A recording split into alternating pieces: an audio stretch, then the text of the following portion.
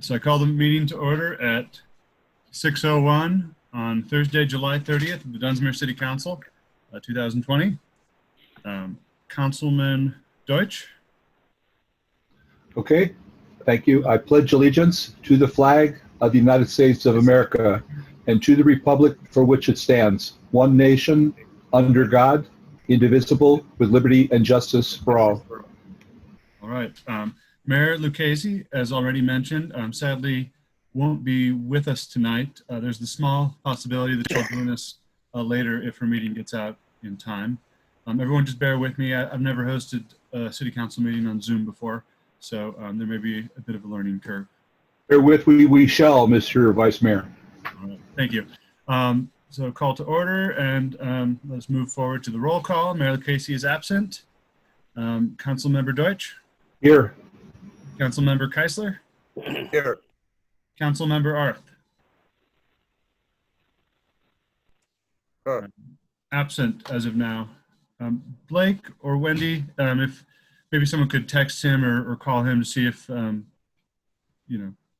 he's able to make it, that I'll might give be him a call. helpful. But in the meantime, we have a quorum, so let us move forward. Real quick, Matthew, make sure you keep waiting for the waiting room to let people in as well. Oh, yes. Thanks, Blake. Thanks, Blake.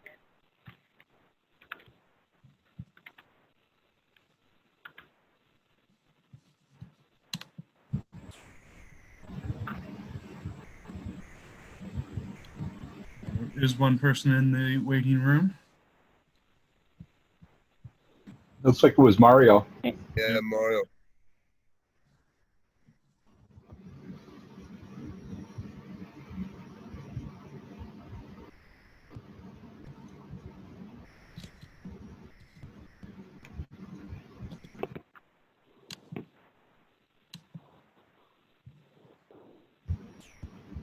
So we have no special presentations or announcements today.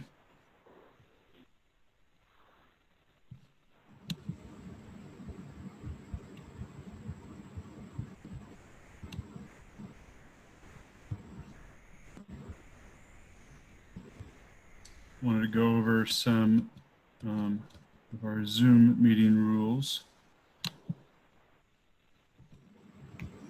So we'll move forward into general public comment. This is the time for members of the public to address an issue that is not on the agenda and comment about our special presentation or something that's on the consent agenda, which is the check register from June 27th to July 24th. And item B in the check register, the second reading of ordinance 568, updated parking fine bail structure. Each speaker will be given 3 minutes to make their statement and may present their questions in the chat function. Let me let a few people into the waiting room, or from the waiting room, including Councilman Arth. Councilman Arth.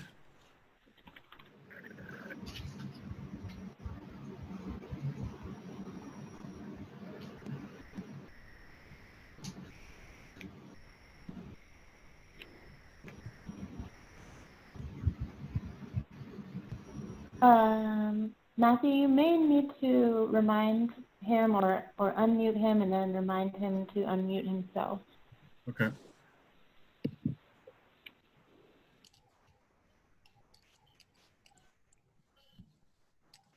Hello. Hello, Councilman Arth. Aye. All right, Councilman Arth joined us at 6:06 p.m. We were just going to general public comment.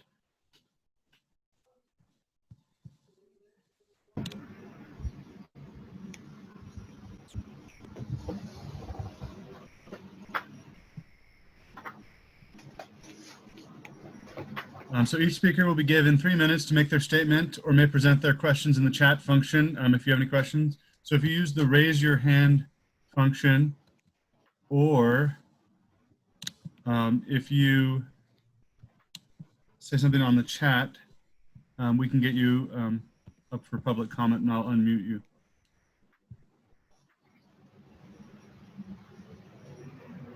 Who's first?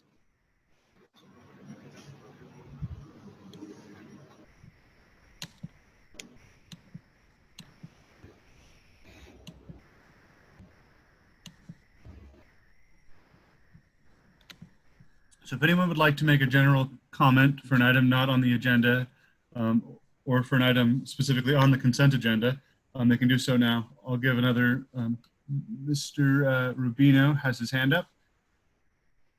Mario?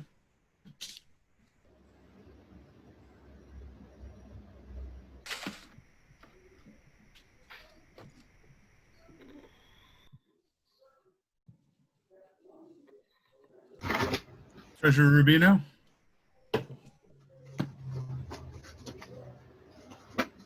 Is he muted? Um, He looks muted. I'm unmuting him now. There you go. Treasurer Rubino?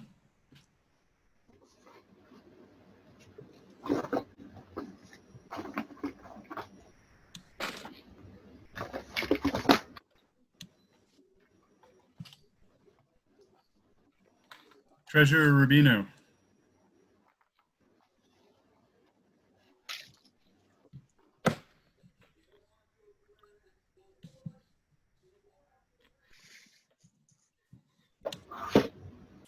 He seems to be experiencing technical difficulties.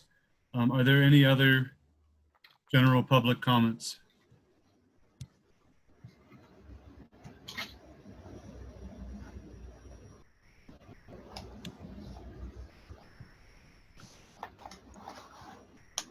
All right. Mario?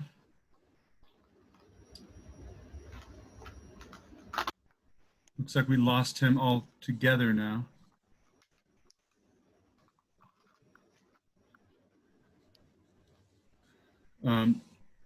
Well, if he comes back, we can fit some public comment in. All right.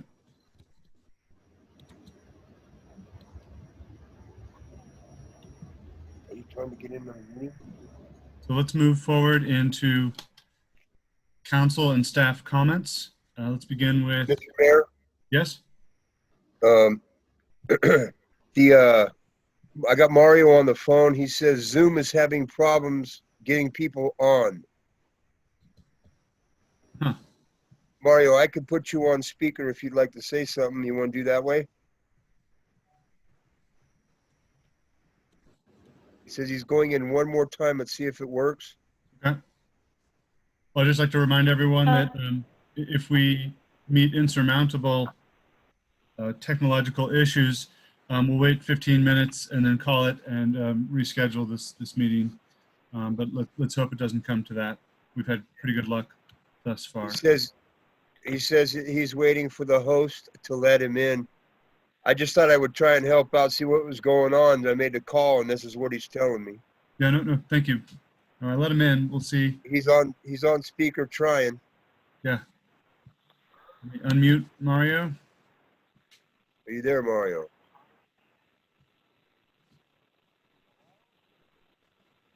One more suggestion, if Mario's having trouble joining via computer, is he can dial in by phone. She said, nope, you're only on your. We only hear you on my phone, not the computer. She said you could try dialing in by phone. What number would he be using for that? It's at the top of his agenda. Could you please say it over the screen so everybody could hear it? Yeah, I will say it. Sure. You call 1-669-900-6833. Thank you. And then you enter the meeting ID, which is below. I could say that as well. It's 844-2413-5442. That's 844-2413-5442. I commend the vice mayor for being patient with this. Yes.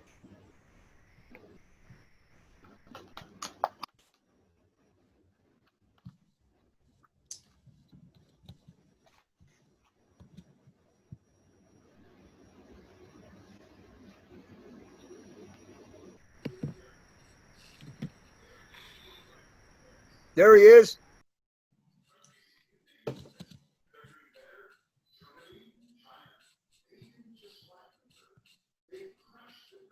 Oh, well, there's his mug.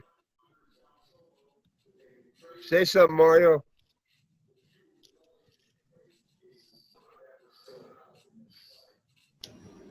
He should be unmuted. Mario?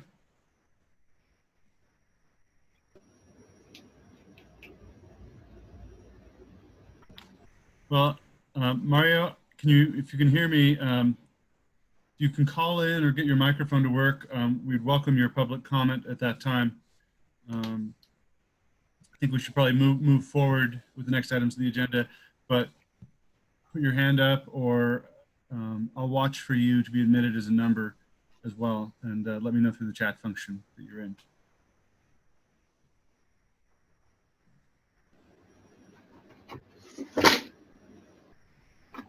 All right, let's move forward to staff comments.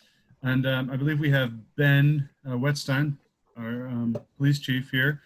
Ben, would you Mr. like Mayor, to? Yes? I'd like to make a notation in the minutes that we are having technical difficulty. If Mario can't get in and he's got something to say, I'm sure there are other people are too. Yes. So maybe the whole world is not being able to participate. I just want you to make sure that we have done everything in our power to give everybody a chance to do so. We've informed them with all the information that they have needed, and that we're not ignoring or just blowing off general public. Definitely not. That's imperative that we make that. It's technical difficulties.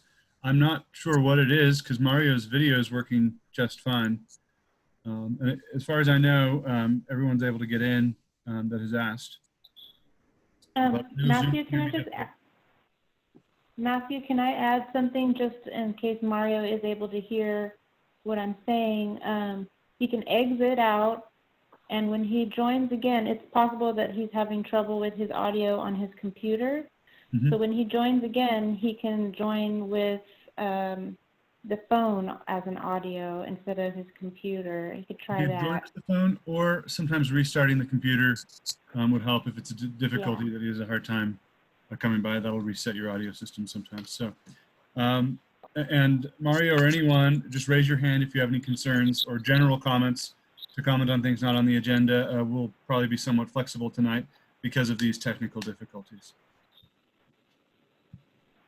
Moving forward, Ben, I see a Ben on here. Yeah. He's muted. How's that? Can everybody hear me? Yes, Yep. Thank you, Ben. All right, so I was just going to report on the June statistics real quick. For the month of June, we had a total of 492 patrol hours in the city of Dunsmuir. We had 177 calls for service. We polled 16 case numbers, did 16 traffic stops, wrote 10 citations. We only had 4 arrests for the month of June. All 4 of them were misdemeanor bookings. And some of the details on that, it was a misdemeanor arrest for driving on a suspended license on Dunsmuir Avenue, a misdemeanor arrest for possession of drug paraphernalia on Brandstetter, a misdemeanor arrest for public intoxication on Dunsmuir Avenue, and another public intoxication arrest on Sacramento Avenue. We did not have any burglaries in the month of June. We did have 3 thefts. One on Dunsmuir, or actually 2 in Dunsmuir Avenue, 1 on Gleaves. We had 1 assault and battery report on Dunsmuir Avenue. No domestic disturbances, no vandalisms, a total of 11 school checks, and just 12 disturbing the peace calls all over the city. That's it for that report. Any questions for me? Yes, Sergeant, could you share that information we talked about at the community care team meeting? Yes. So over the past 3 weeks, we've had an increase in theft-related calls in Dunsmuir. We've had two vehicle thefts, so 2 stolen cars, and I think 4 to 5 vehicle burglaries.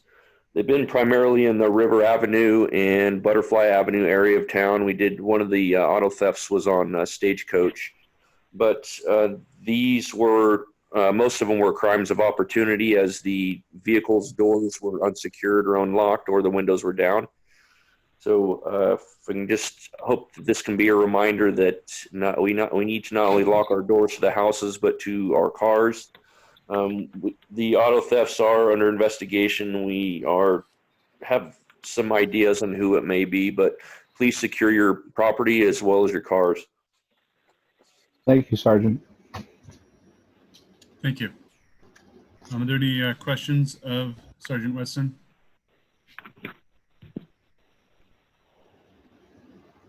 Seeing none, thank you so much, Ben. We appreciate the good work. City Thank you. Manager Juhas? Yeah, so most of you know about the upcoming grant for from the FAA for the airport. We originally asked for about $3 million, and the FAA told us the most we could get was about 2.5 for reconstruction. But the official announcement came out yesterday from the FAA, and Dolly's office made the announcement, and we're actually getting $500,000 more than we asked for. So we're getting $3.2 million. So we're not going to be able to do the project we originally planned. That's one thing. You'll notice around town with a lot of the restaurants, we're exploring the idea of the parklets concept with outdoor dining and setting up vertical elements that helps protect pedestrians and diners from vehicles taking hard corners, and but still allows our restaurants to remain open with outdoor seating. The state, I think a lot of you know that unemployment benefits are about to run out here from the feds. But the state just announced that if the feds don't act, the state of California will pick up that difference in unemployment benefits. That information will be on the website tomorrow. And they also have new business assistance information that I'll also post there as well. Thank you. Are there any other things to report? Those are the main ones. I think the other thing to talk about, just without getting into a whole lot of details, we finished a survey up at the children's park, and we're really surprised that we actually own more than half of it.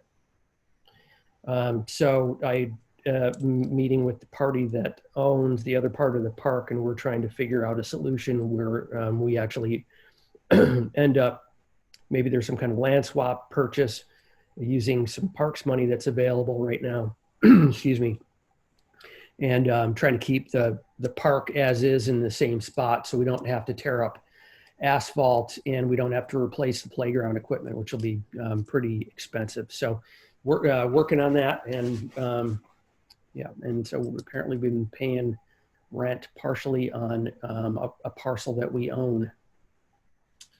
Good job. Thank you for beginning that work. We look forward to future updates. Any questions at this juncture of City Manager Juhas?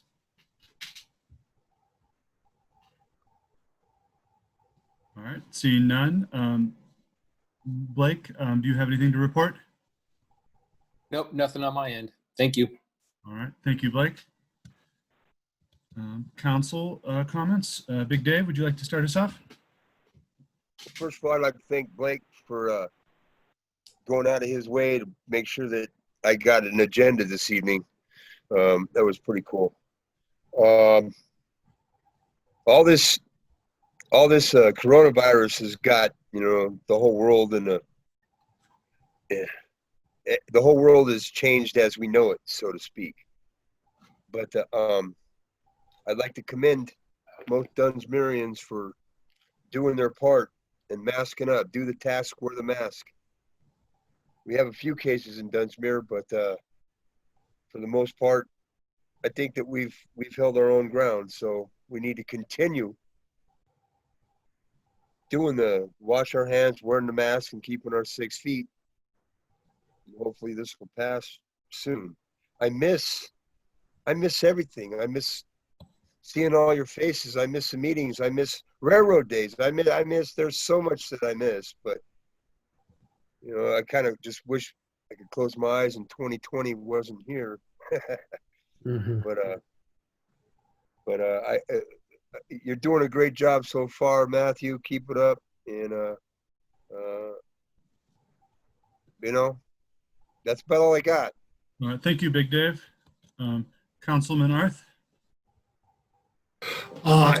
Yes, can you hear me? I can. I was visited last week by my neighbor, Michael Bush, and he had two things he wanted to tell me as a city council member. One is how much he and his neighbors appreciated the city's decision to outlaw fireworks on the 4th of July, that on that evening, just as it was getting dusk, one of his neighbors on South First started setting up a fireworks display in their backyard right at the base of the hill. And almost if by pre-design, Fire Chief Padilla rolled by, saw what was going on, and stopped the fireworks. But he was very supportive that it was a smart thing for the city to do, however controversial it was. His other comment, which I want to talk about when we get to committee reports, is how difficult it is to exist in our community if you don't have a computer and you don't have internet access. And in his situation, he uses both the library and the resource center, but he said he very much depends on the stimulation money coming from the federal government. And if you do not have a computer, it's almost impossible to set up your receipt of those monies. So he was obviously focusing on the new reality that broadband access and internet access, whether you're a child in the school system doing distance learning, or you're an elder that has not the means or the capability, I think it is a aspect of social justice that the city needs to be a leader in trying to figure out how we are going to assure internet conductivity and affordability to everybody in our community. Thank you. Thank you, Councilman Arth. Councilman Deutsch. Thank you, Vice Mayor. The big thing I'd like to point out is the kind of consensus around the city of the critical need to embrace the whole idea of wearing masks. I know that the Chamber of Commerce at the last meeting by vote passed a resolution stating that they support the move by the governor to have mandatory masks. I know that at the Dunsmuir Community Care Team meeting, we discussed that and are trying to find ways of getting that word out.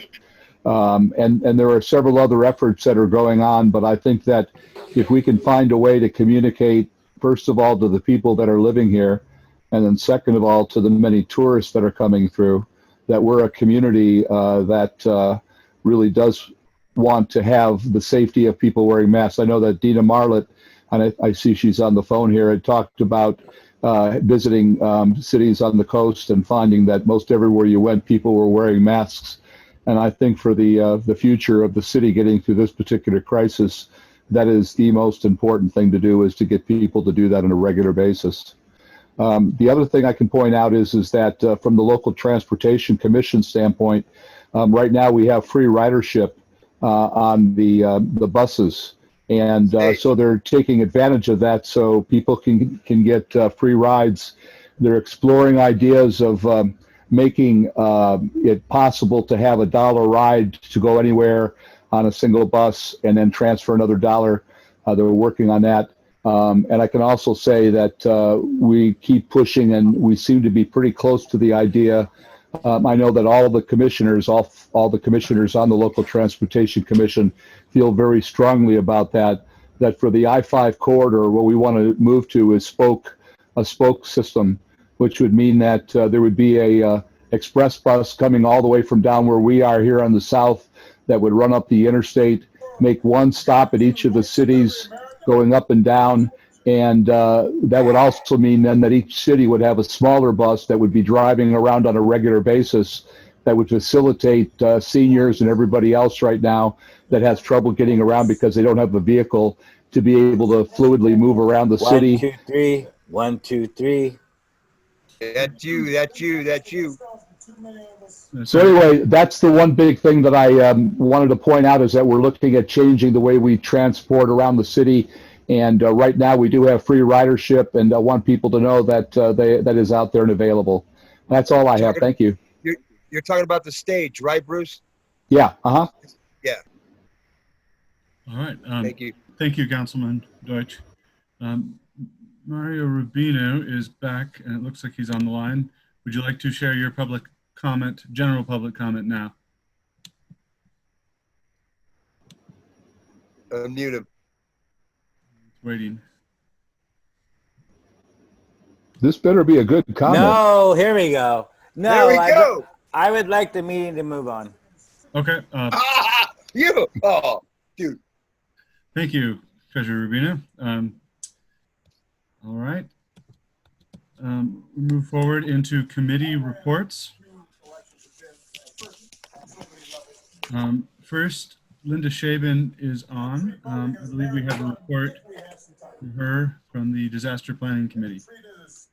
Well, excuse me, Mr. Mayor, but first is A, Finance Committee interviews and appointments. Oh, sorry. Yes. Actually, with your permission, I'm going to move that because it's an action item to new business. It'll become new business item D, I believe. It's okay with me as long as it's okay with everybody else. No objection.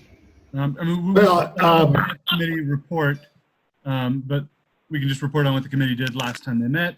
But the interviews and appointments, I think, is an action item, so it belongs in new business.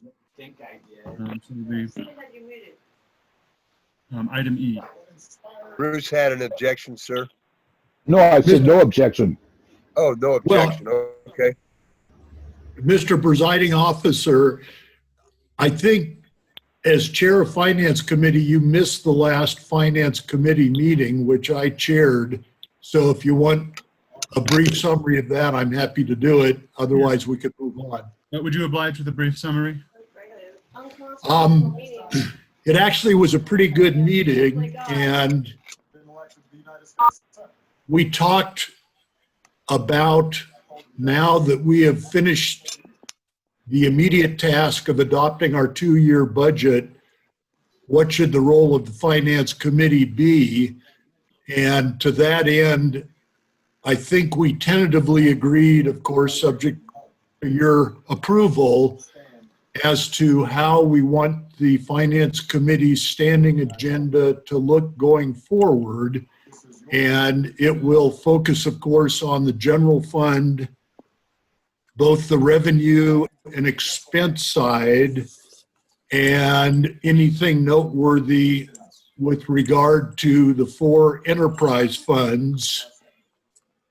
We know we have to keep a close eye on the sales tax increment measure that is less than 100 days away. We talked a little bit about the airport, but I see that's on the agenda, so we could talk about that later on in the agenda. And staff can remind me what we decided as our regular meeting interval, but that's about it. All right. Thank you, Councilman Orr. Monday and Thursday of the same council meetings for Finance Committee.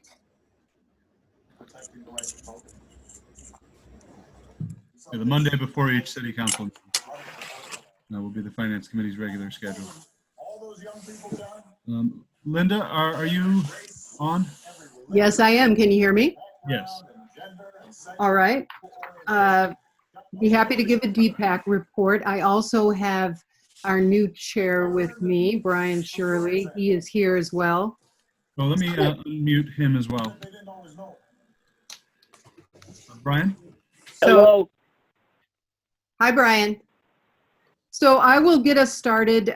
Just wanted to let you all know the DPAC committee has met the last 3 months. We met May, June, and July.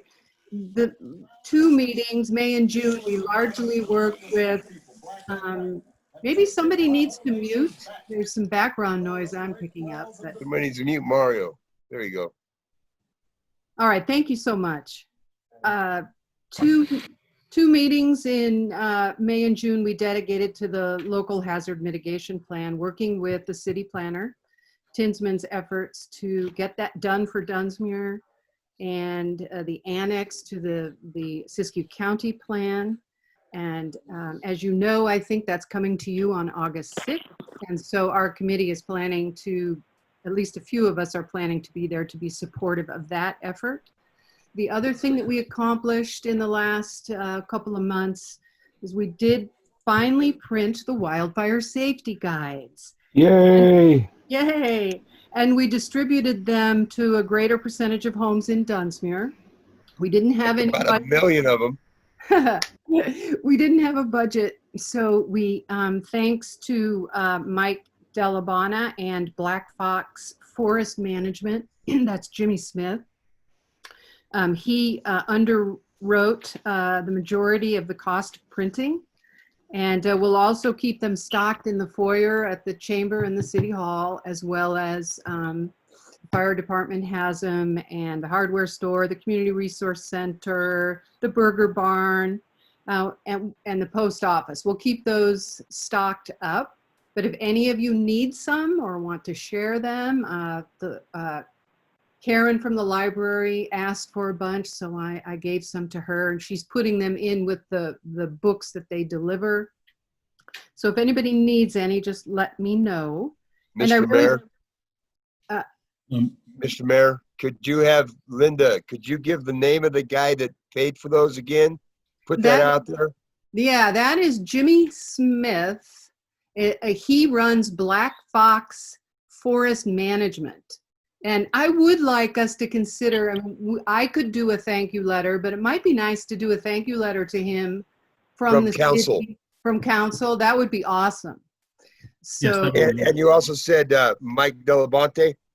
Mike Delabana connected us up with Black Fox. Yes. And Jimmy paid the bill. Yes, he did. What a great guy. Along with somebody else, but I don't know if that person wants to take credit. Oh, well, my husband and I chipped in the rest. Well, there you Thank go. you. Thank you.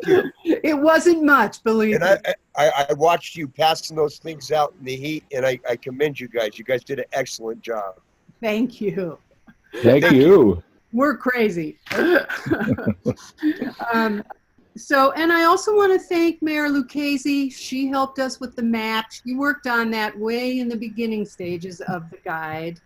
And of course, Wendy, I want to thank too, because she has posted it online, and it is available online on the emergency preparedness page. And Blake helped us as well. So I really appreciate it.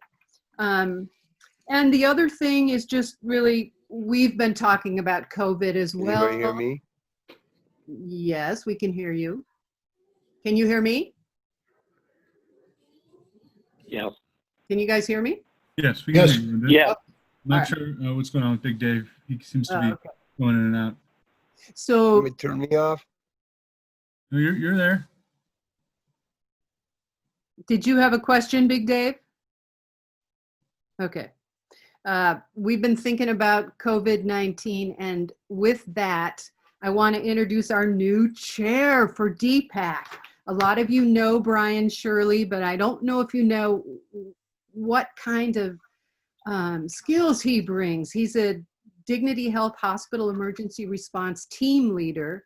He's a respiratory therapist, and he's a fantastic, renowned FEMA and Homeland Security instructor, And I'm sure there's other things that I'm forgetting, but I think he's really in a unique position to help move us forward with disaster preparedness and being more vocal and getting out there a little more. So I'd like to introduce Brian and let him say a few words and talk a little bit about our discussion regarding COVID. Brian? Thank you. Thank you very much. Can you hear me okay? Yes. Yes. Thank you. Okay. First off, I want to thank Linda for the outstanding job she's done for over the last year. Some of her accomplishments have been 2 public education sessions on disaster preparedness and wildfire preparedness. She's instrumental in creating the Green Waste Program, the disaster preparedness newsletter, the disaster webpage link to that newsletter to the city site, the wildfire safety guide, and resurrecting the Fire Safe Council, and getting a fire reduction grant. So if you add all that up that she's done through this work in the last year and a half, it's an amazing accomplishment, and it's nice to see one of the committees and the council making progress on this important work. Just one correction, Brian. We didn't get the grant for wildfire fuel reduction. We wrote it. Okay, well, at least we got the grant going and you wrote it. So I'm impressed with all the progress that's been made.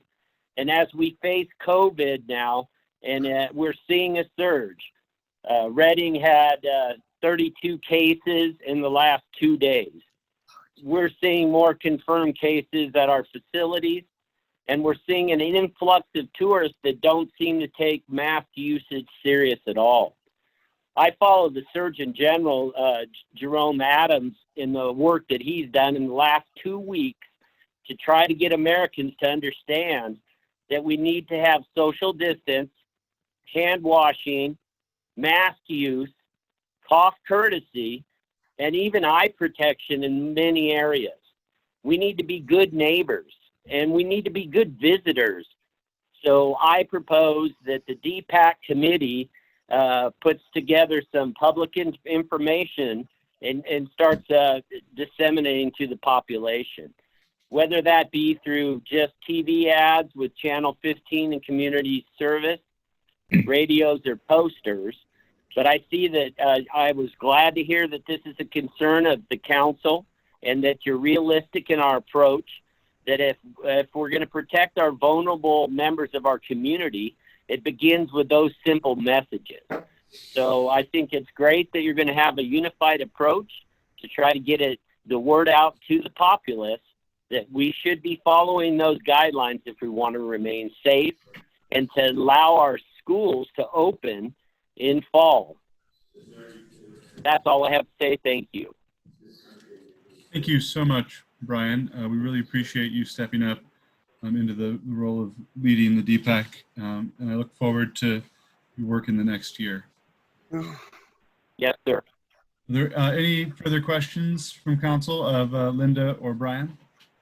Yes, sir. I was wondering, and first of all, I do want to seriously commend Linda for everything she's done and welcome Brian to the team, to the leadership. I know from what Linda's been saying, you've been invaluable and look forward to your service.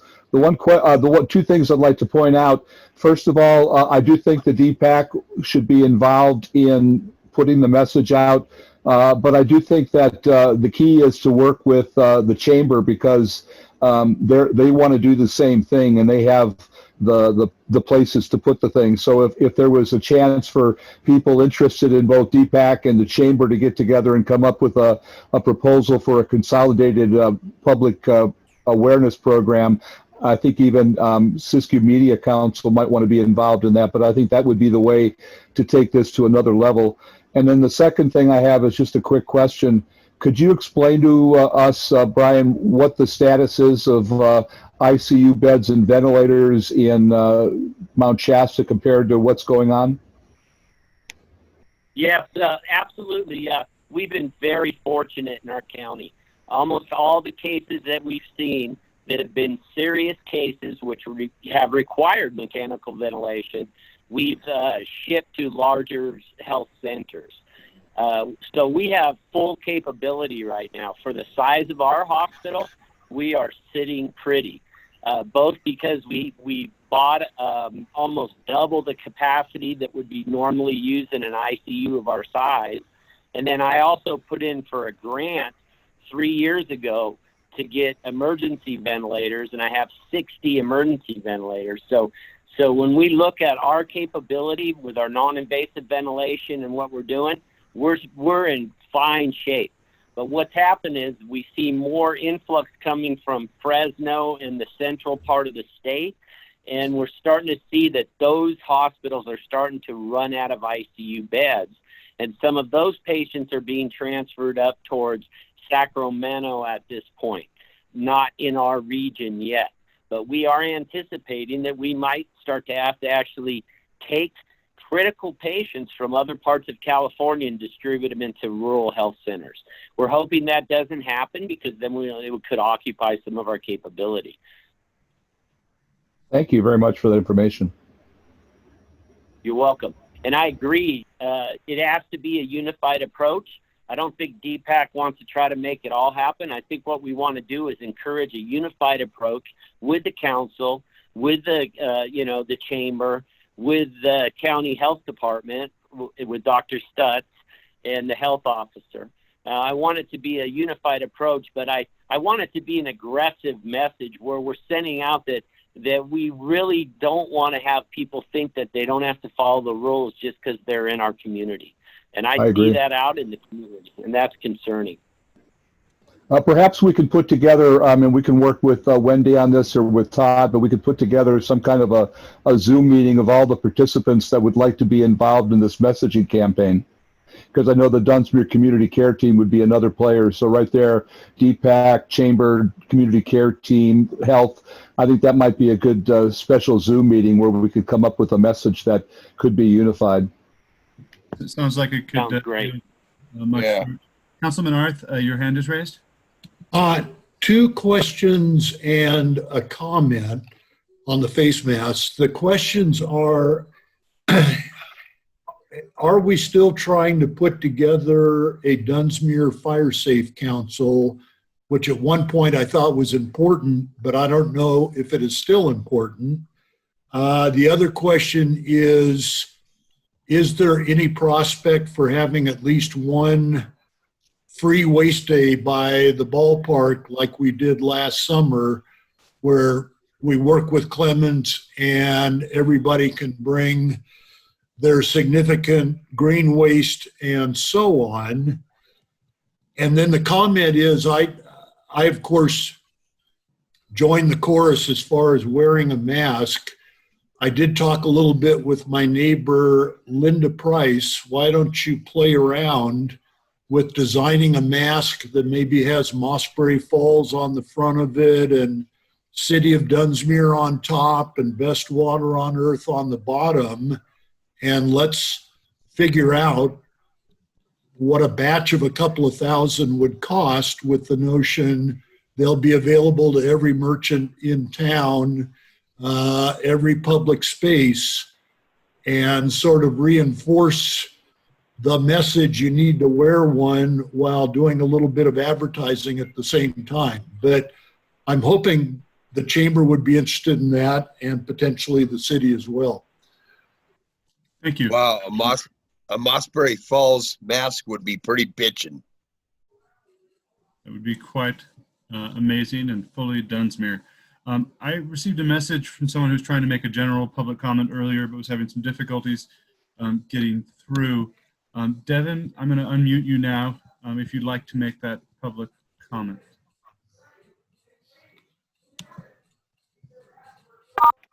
Hello.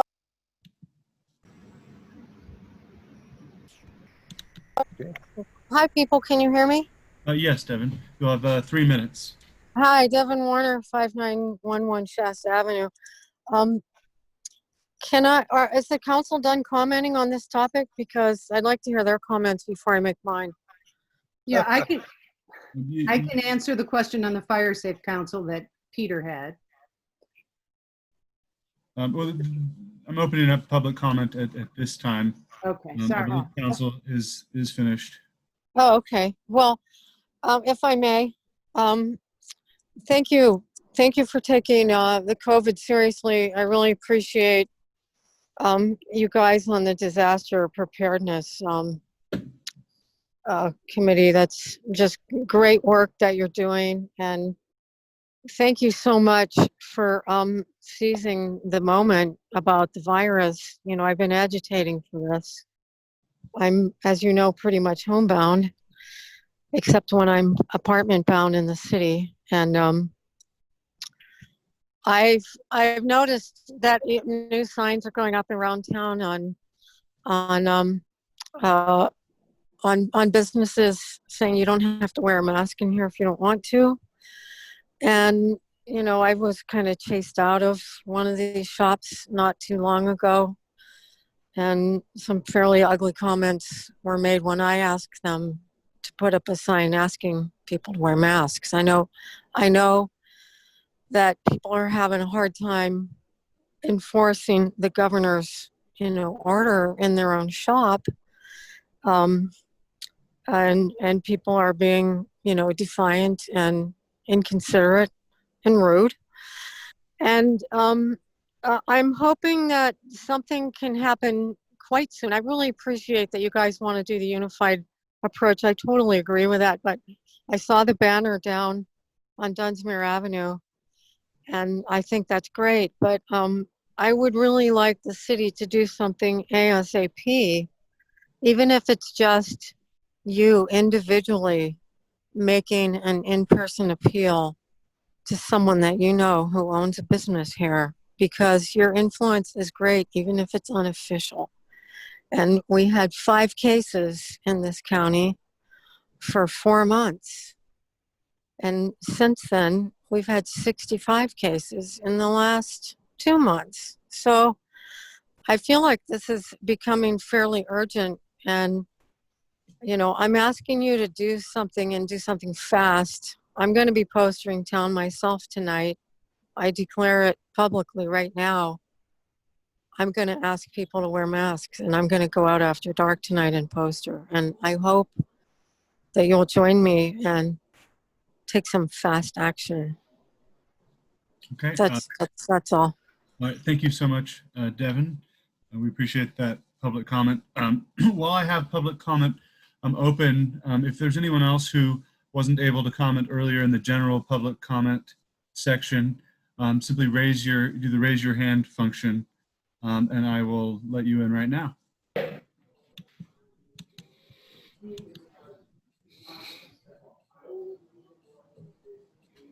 Again, you go to the participants tab, and then it gives you the option of raising your hand at the bottom. And it'll show up as a raised hand on my host tab.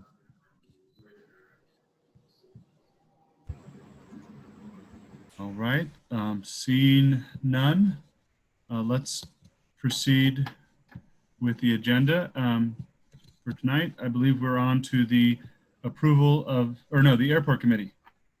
Councilman Deutsch, could you give us a report on the airport committee?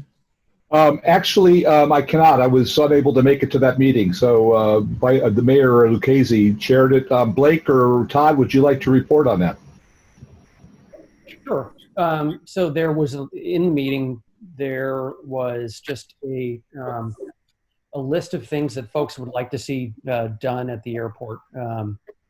And, you know, some of them are doable. Some of them aren't because of the budget considerations. But one of the main things that came out of that meeting is that we need to trim the trees on the west side of the airport that is on county property. So I've reached out to the county administrator, and their lead engineer contacted me, and we're starting to get the ball rolling on seeing what we can do about getting that done.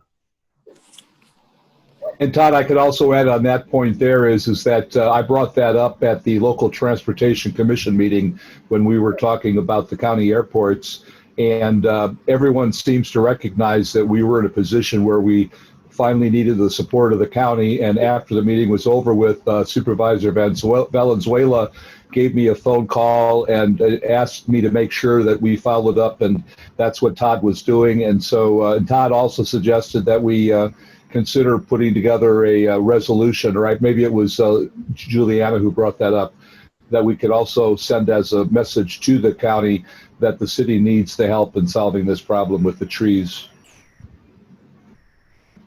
All right, thank you. If that's all from the air, are there any questions regarding the airport committee report? Seeing none, let's move forward to the approval of the minutes for the July 2nd meeting. Make a motion to approve the minutes. All right, there's a motion to approve the minutes. Is there a second? I'll second. All right, a motion and a second. Any discussion?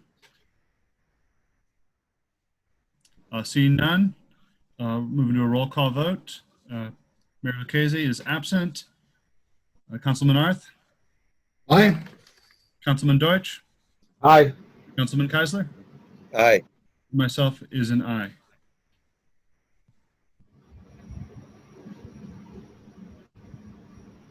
All right, the minutes pass. They're approved. We'll move forward into the consent agenda. We have the check registry from June 27th to July 24th, and the second reading of ordinance 568, updated parking fine bail structure. Are I there? make a motion to adopt the consent agenda.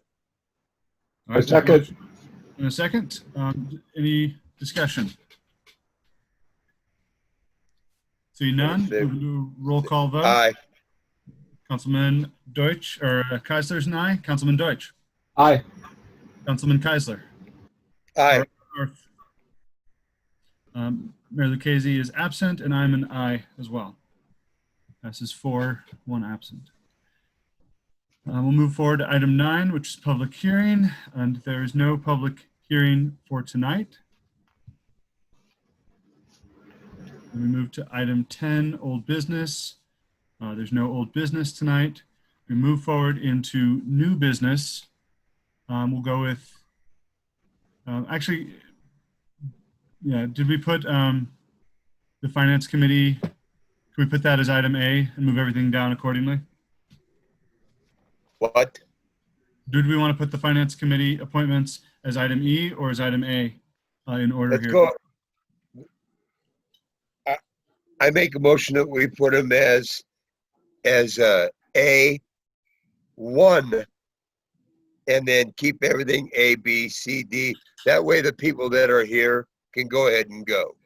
Okay, yeah, that's what I was thinking to be considered. I agree. No objection. All right. That being said, I'm going to move forward with the appointment for the Finance Committee citizen member. It's a 2-year term beginning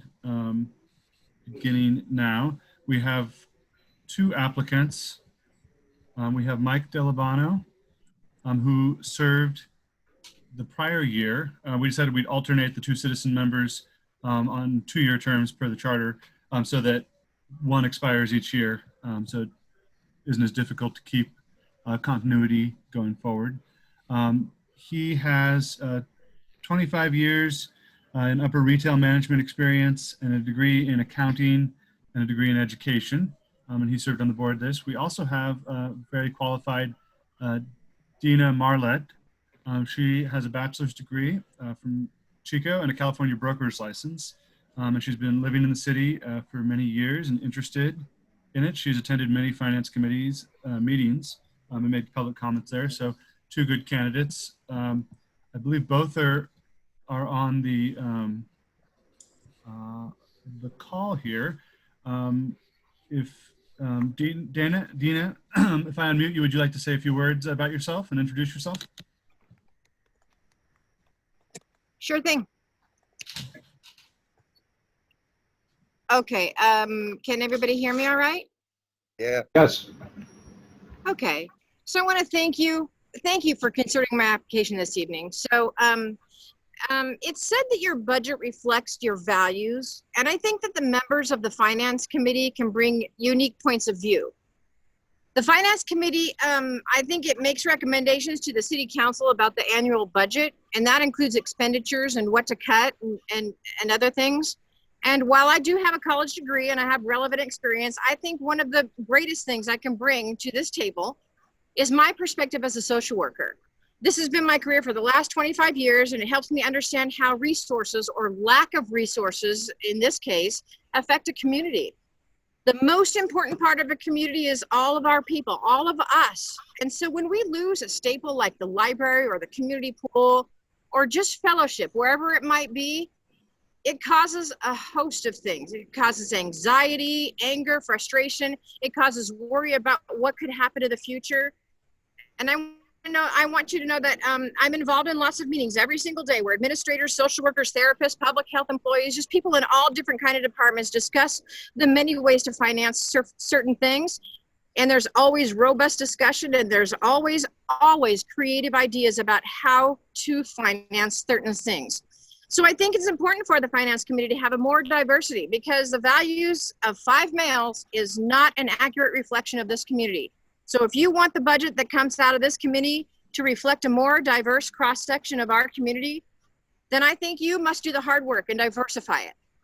Council, this is your opportunity to choose a different and more diverse path. And I hope thank you for your time. All right, thank you so much, Gina. Real quick, are there any clarifying questions from council? Oh, but I approve them both.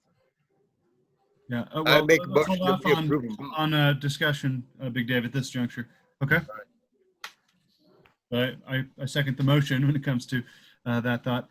So, clarifying questions. Thank you so much, Gina, for applying and being here with us tonight in person. Mike, I'm going to unmute you now, and if you could say a few words about yourself and your application. Okay, well, thank you.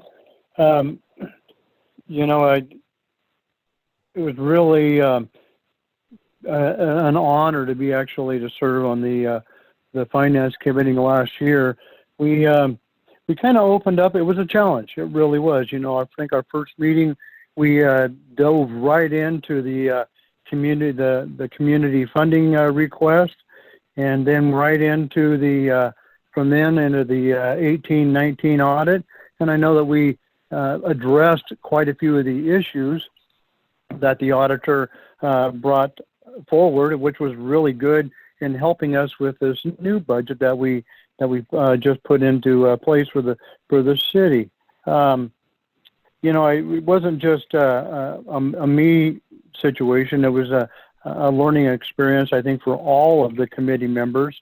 I think some of the biggest accomplishments that we were able to do, we were able to finalize the 2021 budget.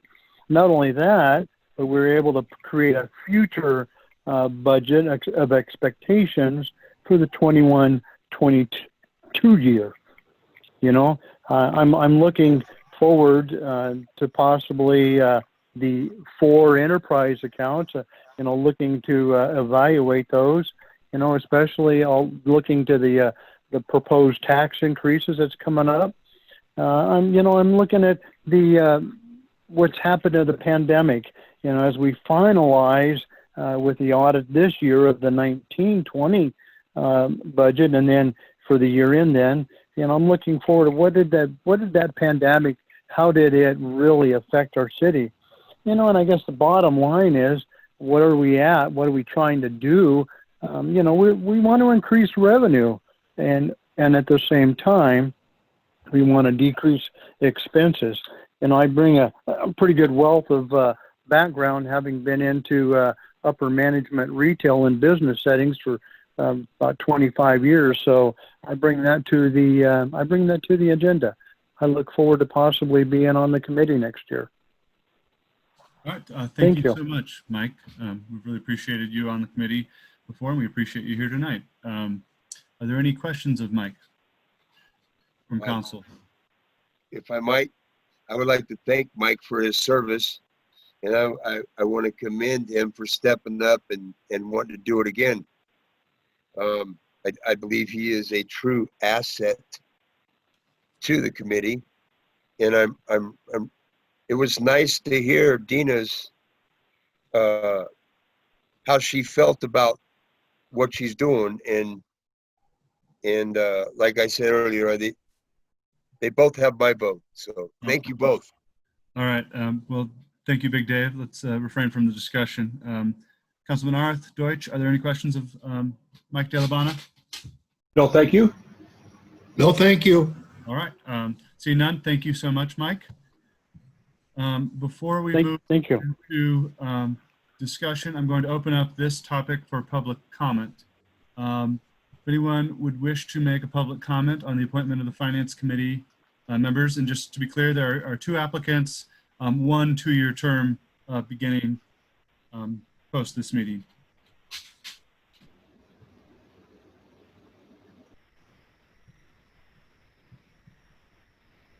All right, going once, going twice. If anyone, I'll keep it open for about a couple more seconds here. If anyone would like to make a public comment on the appointment to the Finance Committee, a citizen member, please raise your hand. It's found in the Participants tab at the bottom. It'll say raise hand.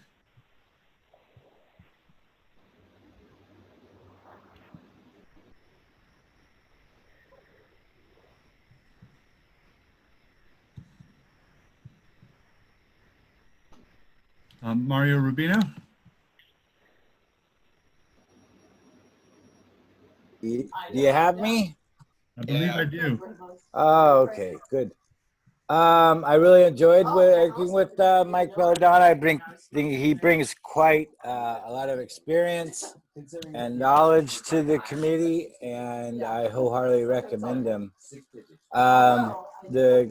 As council knows, the city is going to be faced with making a lot of hard decisions, and having that experience in management as he does, and being able to look through numbers as well as he does, he brings a lot to the table. So I just want to endorse him. Thank you very much. All right. Thank you, Treasurer Rubino.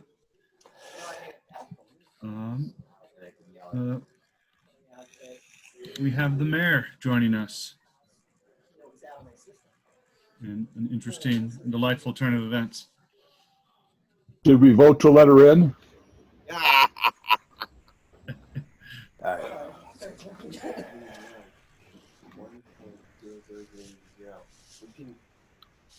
Juliana? Just unmuted you. Okay, perfect. Yeah, hi, sorry I was late.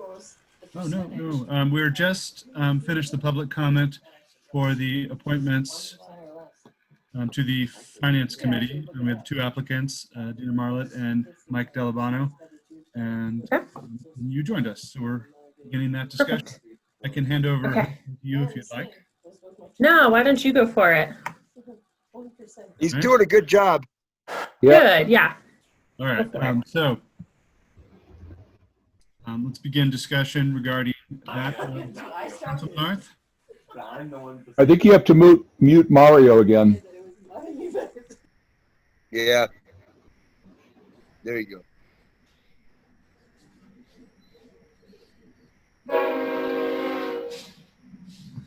All right, since the train's over by Councilman Arth, Big Dave, you'd already kind of been itching to get at the discussion. Do you want to? I'd like to make a motion to accept both candidates and appoint both candidates to the committee. Big Dave, based on the charter of the Finance Committee, there's only 1 position open. Well, then I appoint Mike Delabane. Okay, there's a motion to appoint Mike Delabano to the committee again. Is there a second? I'd like to point out that Dina Marlett has already been put onto the board of the chamber, and I appreciate that. That shows that she's getting involved, and I appreciate that. With regard to this particular moment in time, I think that having somebody who spent the last year working to put this together is an asset that can't be passed up, so I second the motion for Mike Delabano. Okay, a motion and a second. Mr. Mayor, that's kind of where I was going with the same thing, because he has the experience. He's always got his feet wet. Big Dave, you're coming in real quiet. Big Dave? Yeah? Okay, we can hear you now. You were a little quiet there. Can you hear me now? It's still a little muffled. Okay, well, I was saying that Now it's on good. what Bruce said, that was kind of my same sentiment, is because Mike's already got his feet wet. But I do appreciate Dina stepping up and being and trying to be a pillar of the community. Thank you, Big Dave. Councilman Arth, you have your hand raised. Well, I agree with Big Dave's comments. As a member of the Finance Committee, we would be a better committee if we had Dina as well as Mike. And as the drafter of what you call the charter that set up the Finance Committee, there is certainly no magic to the composition of that committee. And I have my whole career been a champion of diversity, because if all you're hearing from are older white males, you are missing a fair amount of the voice of the community we all live in. So for purposes of tonight, I'm pretty sure where the vote is going to go, and Mike is delightful to work with. I think we've done good work, but why can't we change the charter to expand the number of citizens? Len Foreman has been a huge contributor because of his background in education. Mike has been a huge contributor because of his background in economics and business. But if someone of the caliber of Dina wants to participate, why can't she participate? Thank you. All right. Thank you, Councilman Arth. Mayor Lucchese? I'm actually going to abstain from the vote since I just kind of came into the item late. I don't think it's fair to vote in favor of any individual without being here for the full item. Okay. But to Councilmember Arth's point about changing the membership, that's something we could do at a future agenda item. Yes, thank you. Mr. Mayor, I would have to concur with Mr. Arth's assessment. Big Dave, you're cutting out. This room, I think it would just make us better. Say it again? I think it would just make us better as a community with more diversity as far as having a woman on that committee. I would have to concur with Peter Arth's assessment. Mm-hmm. I think that the subject of expanding the charter or changing the charter to change things is certainly something we could look at into the future. Without getting into it too far, I would like to remind everyone that as Dina has been participating in Finance Committee meetings, it is open to the public, and you can be a part of it without being appointed to it in that sense. And we encourage everyone to participate there, because the more members of the public we have there, the stronger our work will be when it comes to reflecting our community values, as Dina so correctly pointed out. But going back to the motion at hand, I'd have to just say for myself that I'm very excited that there are people eager to join the committee. It's been a long process kind of building it into an institution, and we're still in its infancy. I've really appreciated the work Mike has done in educating himself this past year. It takes a lot of research to go over city finances and where we've been and understand the laws that govern a city's particular finances. And I think he's in a position to really help guide us over the course of the next 2 years. But I'm in agreement with Big Dave's original sentiment that I'd like to see both involved with government.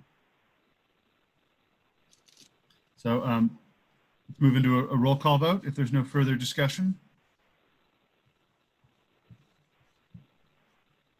Councilman Keisler? Aye. Councilman Deutsch? Aye. Councilman Arth? Aye. Mayor Lucchese? She abstained. Abstention. All right.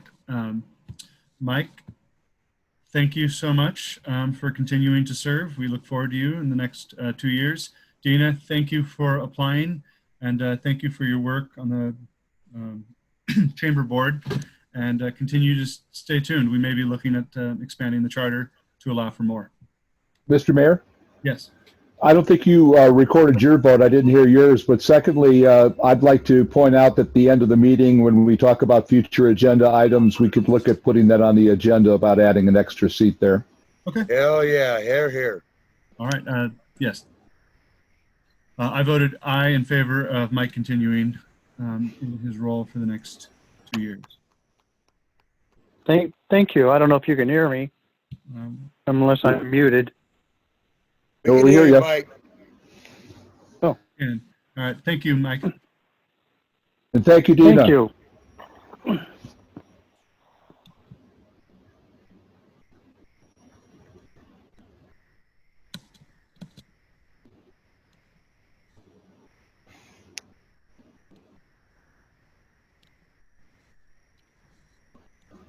All right. Let's continue with item A. Moving on from A1, designation of voting delegates and alternates for the League of California Cities. Todd, do you have any? Yeah, in order for us to vote at the League of California Cities annual business meeting, we need to appoint a main delegate as well as an alternate. And I would assume any of these meetings that take place would be via Zoom. Yeah, I believe I received an update that they anticipate the League General Conference being entirely virtual. Yep. Okay. Are there any clarifying questions on designating voting delegates? Mr. Mayor? Yes? Being I sit on the board, I would like to nominate myself if that's possible. Well, I got to open it up to public comment first, Big Dave. Just clarifying questions. I guess the question I have is, I suppose if we're doing Zoom, that's one thing. I imagine all of us would want to participate. And on the other hand, if it's going to be in person, I don't know if any of us would want to participate. So I think that's kind of a question to go forward. How are we approaching this with the idea that it will be a Zoom? Well, we've already not budgeted. We've cut. Oh, okay, good. I understand. Thank you. Yep. I don't believe anyone will be attending in person. Okay. On the city side, and furthermore, I'm 90%, maybe 99% sure it will be virtual. Yeah. So I think let's move forward, anticipating that. Okay. All right. Seeing no more clarifying questions from council. Arth? Oh, I just wanted to indicate to the world I am not interested whether it is virtual or going down to Long Beach. So thank you. Okay. Thank you, Councilman Arth. I'll open it up to public comment.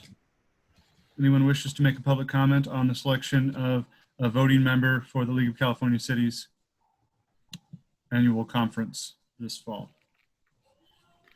And just to be clear, the League is a large organization of cities banded together, most cities in California, that work on policy and lobbying for issues relating to city functions. So they meet once a year, and some issues come up. Sometimes it's not very exciting. Sometimes it's very critical issues for housing and city development, et cetera.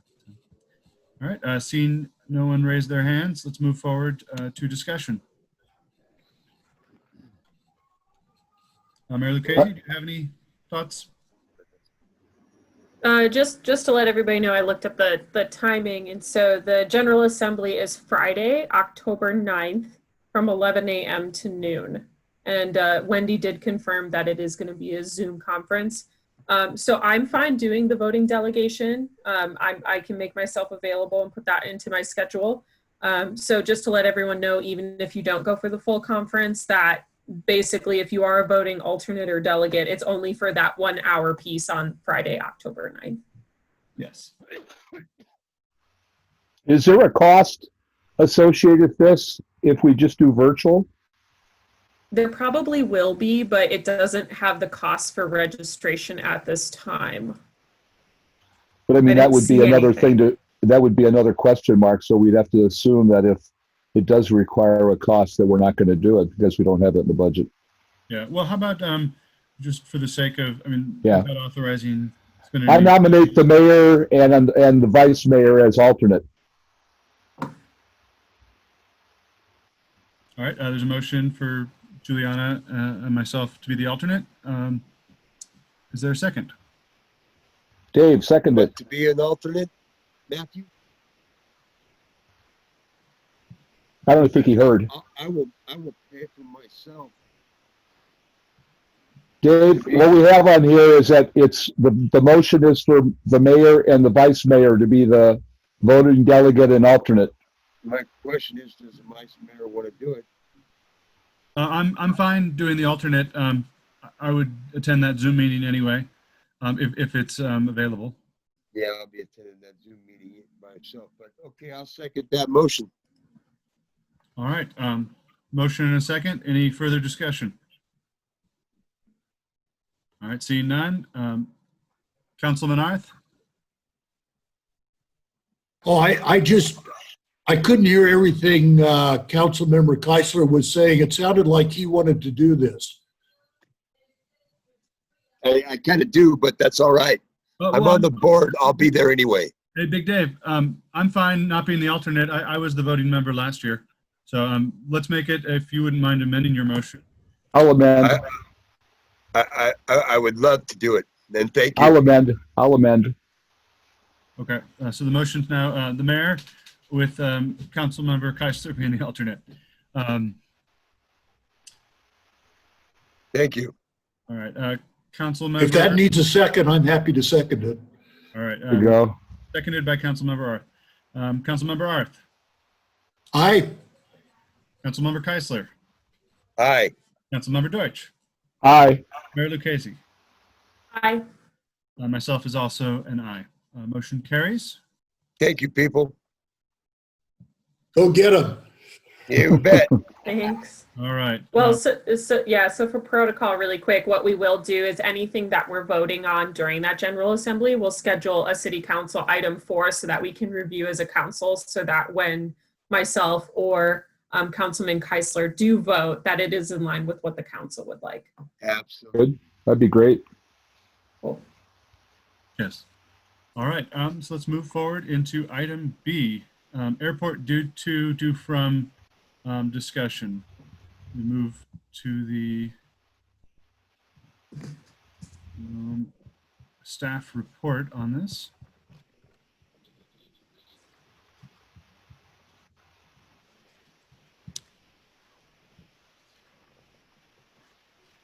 So Blake, do you want to present? And Madam Mayor, if you want to take over this item, I think it comes largely from the airport committee. I'll let Blake start us off. All right. Well, thank you guys. So this mainly arises out of Finance Committee and Peter and Matthew. I know Peter has always wanted to discuss this. So there is and I'm just looking at the number, $83,032 from the audit report of 2019 that the airport owes the general fund. So background discussion, the airport owes approximately $85,000. So that's that $83,000 number I just said. And I did confirm with Charlie, the auditor, that the mechanism for this is really within the due to, due from within the audit. So that is the mechanism for this outstanding or this balance owed. So, but Charlie also did discuss with Finance Committee that there are a couple options. There is an option for the general fund to simply transfer money to wipe out this due to, due from, or there's the option to keep it simply as a due to, due from, which it's currently at right now. And then if there is, and then there also is an option for council to include interest on the due to, due from. So that is an option. I think that's about it in terms of this staff report. I don't know if Peter does want to chime in, but I do know that if staff recommendation, my recommendation is to simply leave it as current due to, due from. Do not add interest. There is some extra added effort with an interest charge and keeping track of that. And I will leave it at that at this point. So let me add just a little bit of context. This is Todd Uhas. So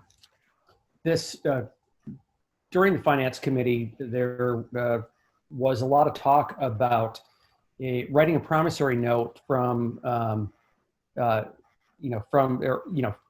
from the airport enterprise fund to the general fund, saying that we're going to pay this back. And when we discussed this with council, our city attorney said that the promissory note would have to be between two individual parties. And what he suggested is doing exactly what we've done, which is this. It's just an auditing function that we're writing in and codifying that the enterprise fund owes X amount to the general fund and needs to be paid back with or without interest over a period of time. Okay. Thank you, City Manager. Do you have a thought on what direction you think might be appropriate with this? It's mostly an accounting question, but there is kind of a how we categorize the airport relative to our taxpayers' funds, kind of at the heart of why we brought it up too. Well, we need to, we're moving in the right direction. So it's been posed to, well, one thing, we've raised the airport hangar rates. And I proposed a monthly rent amount to the Rod and Gun Club, and with the suggestion that if we can't come to agreement on it, that we terminate the contract entirely. So that's being taken back to their board, but that still doesn't get us to solvent. And so we're still in the position where we need to find some other type of entity that would locate up at the airport that can generate additional revenue. And, we're always on the hunt for that. We've had a number of proposals and we just haven't had anything pan out yet, but I'm pretty sure we will. Okay, thank you. Councilman Arth has his hand raised. Clarifying questions at this point, not discussion. The clarifying question is to better understand why we can't do the promissory note approach.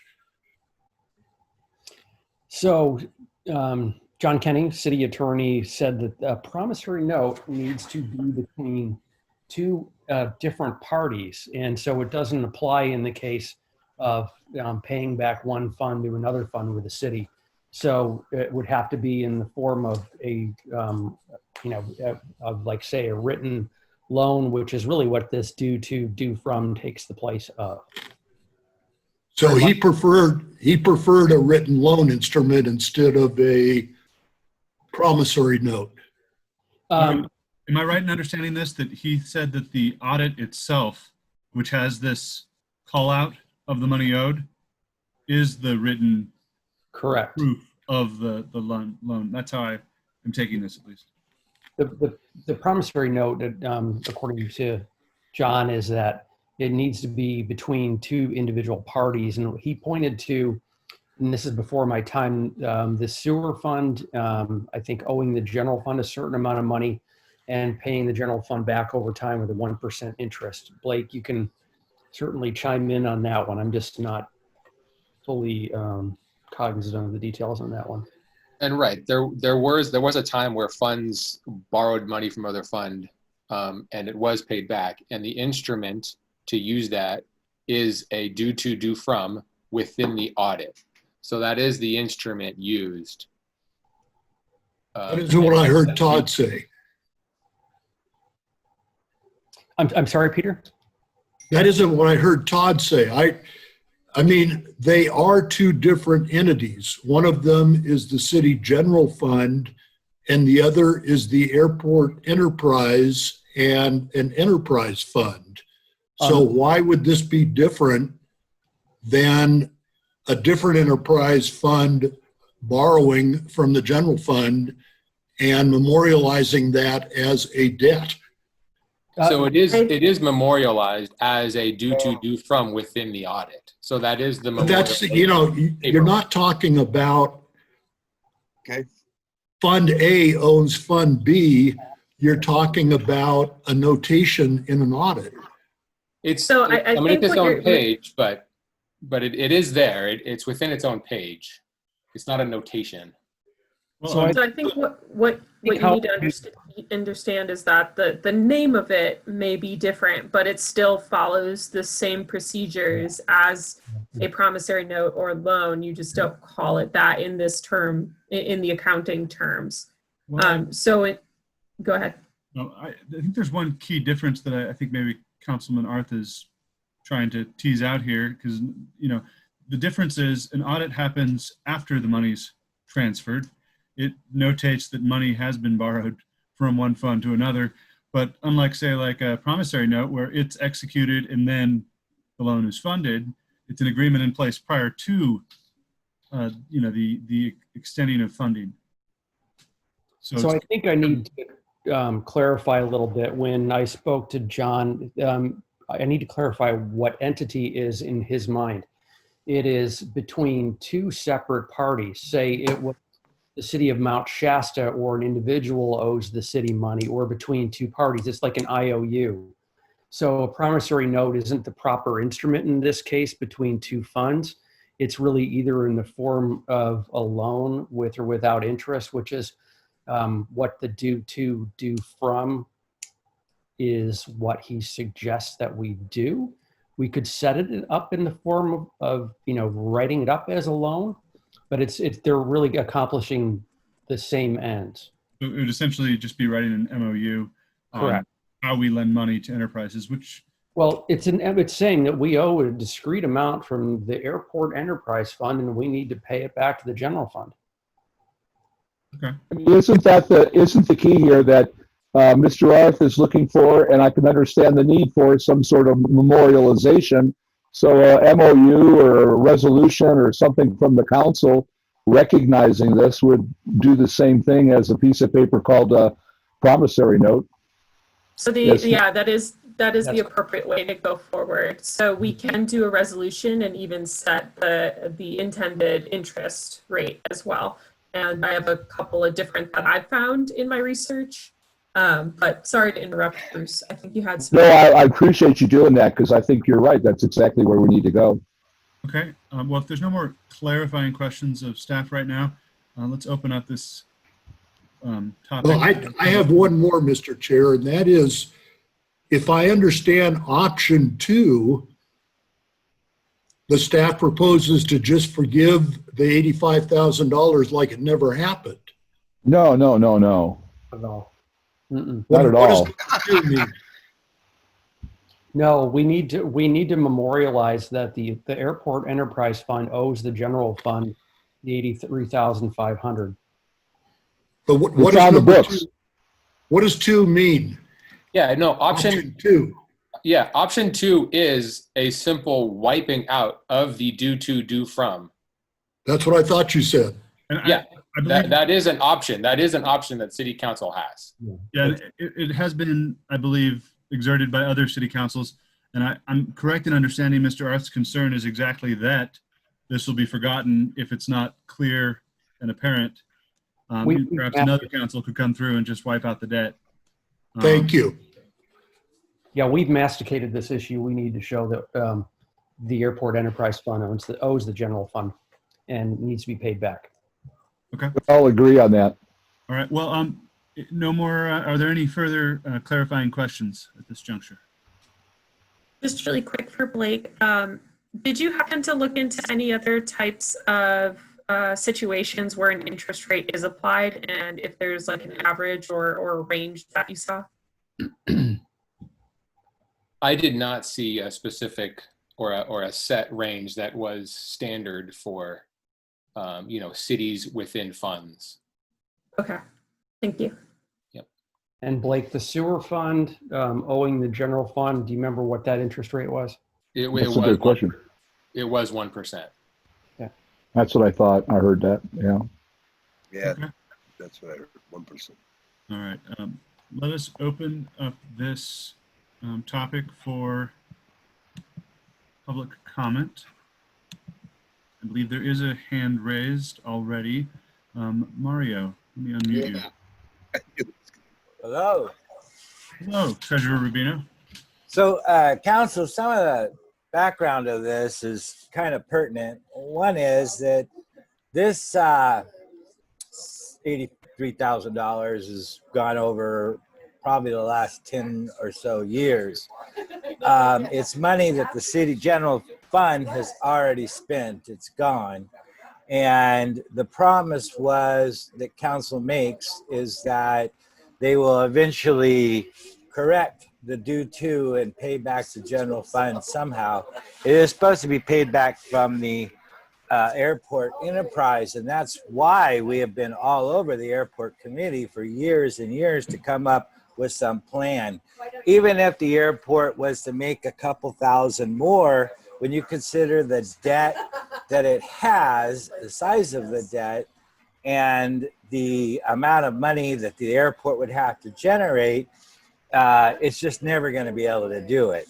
So in the past, it is true the city has written off debts at the airport. The other problem is we're going to be getting however many $1 million of repair work done at the airport. The problem is it won't significantly improve the commercial viability of the airport, and so will not be able to pay back. The encumbrance with accepting those grants is that we will be locked in to 20 more years of maintaining and keeping the airport active as a promise, and that's always a problem for the city of Dunsmuir because we just don't have the money. So it comes out of the general fund. It's very uncomfortable.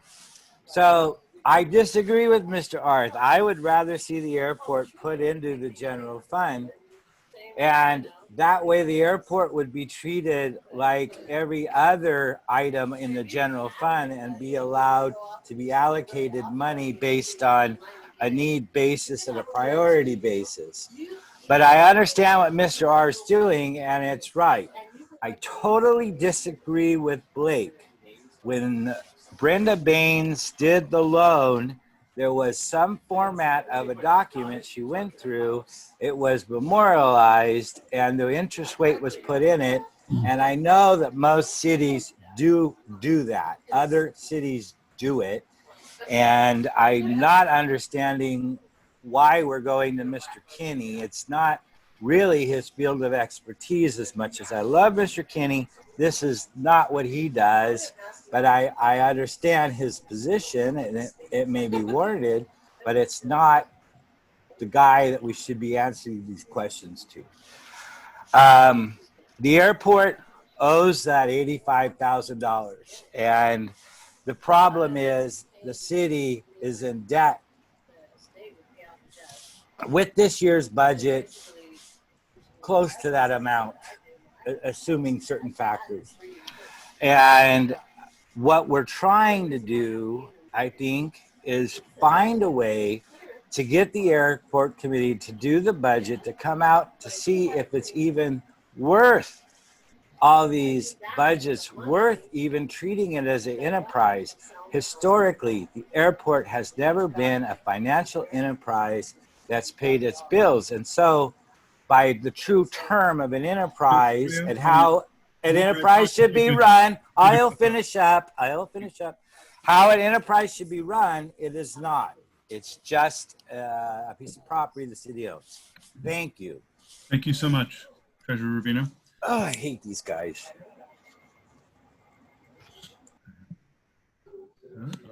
Thank you, Treasurer Rubino, for your input and your candor. Are there any other people wishing to make public comment on the due to, due from airport discussion?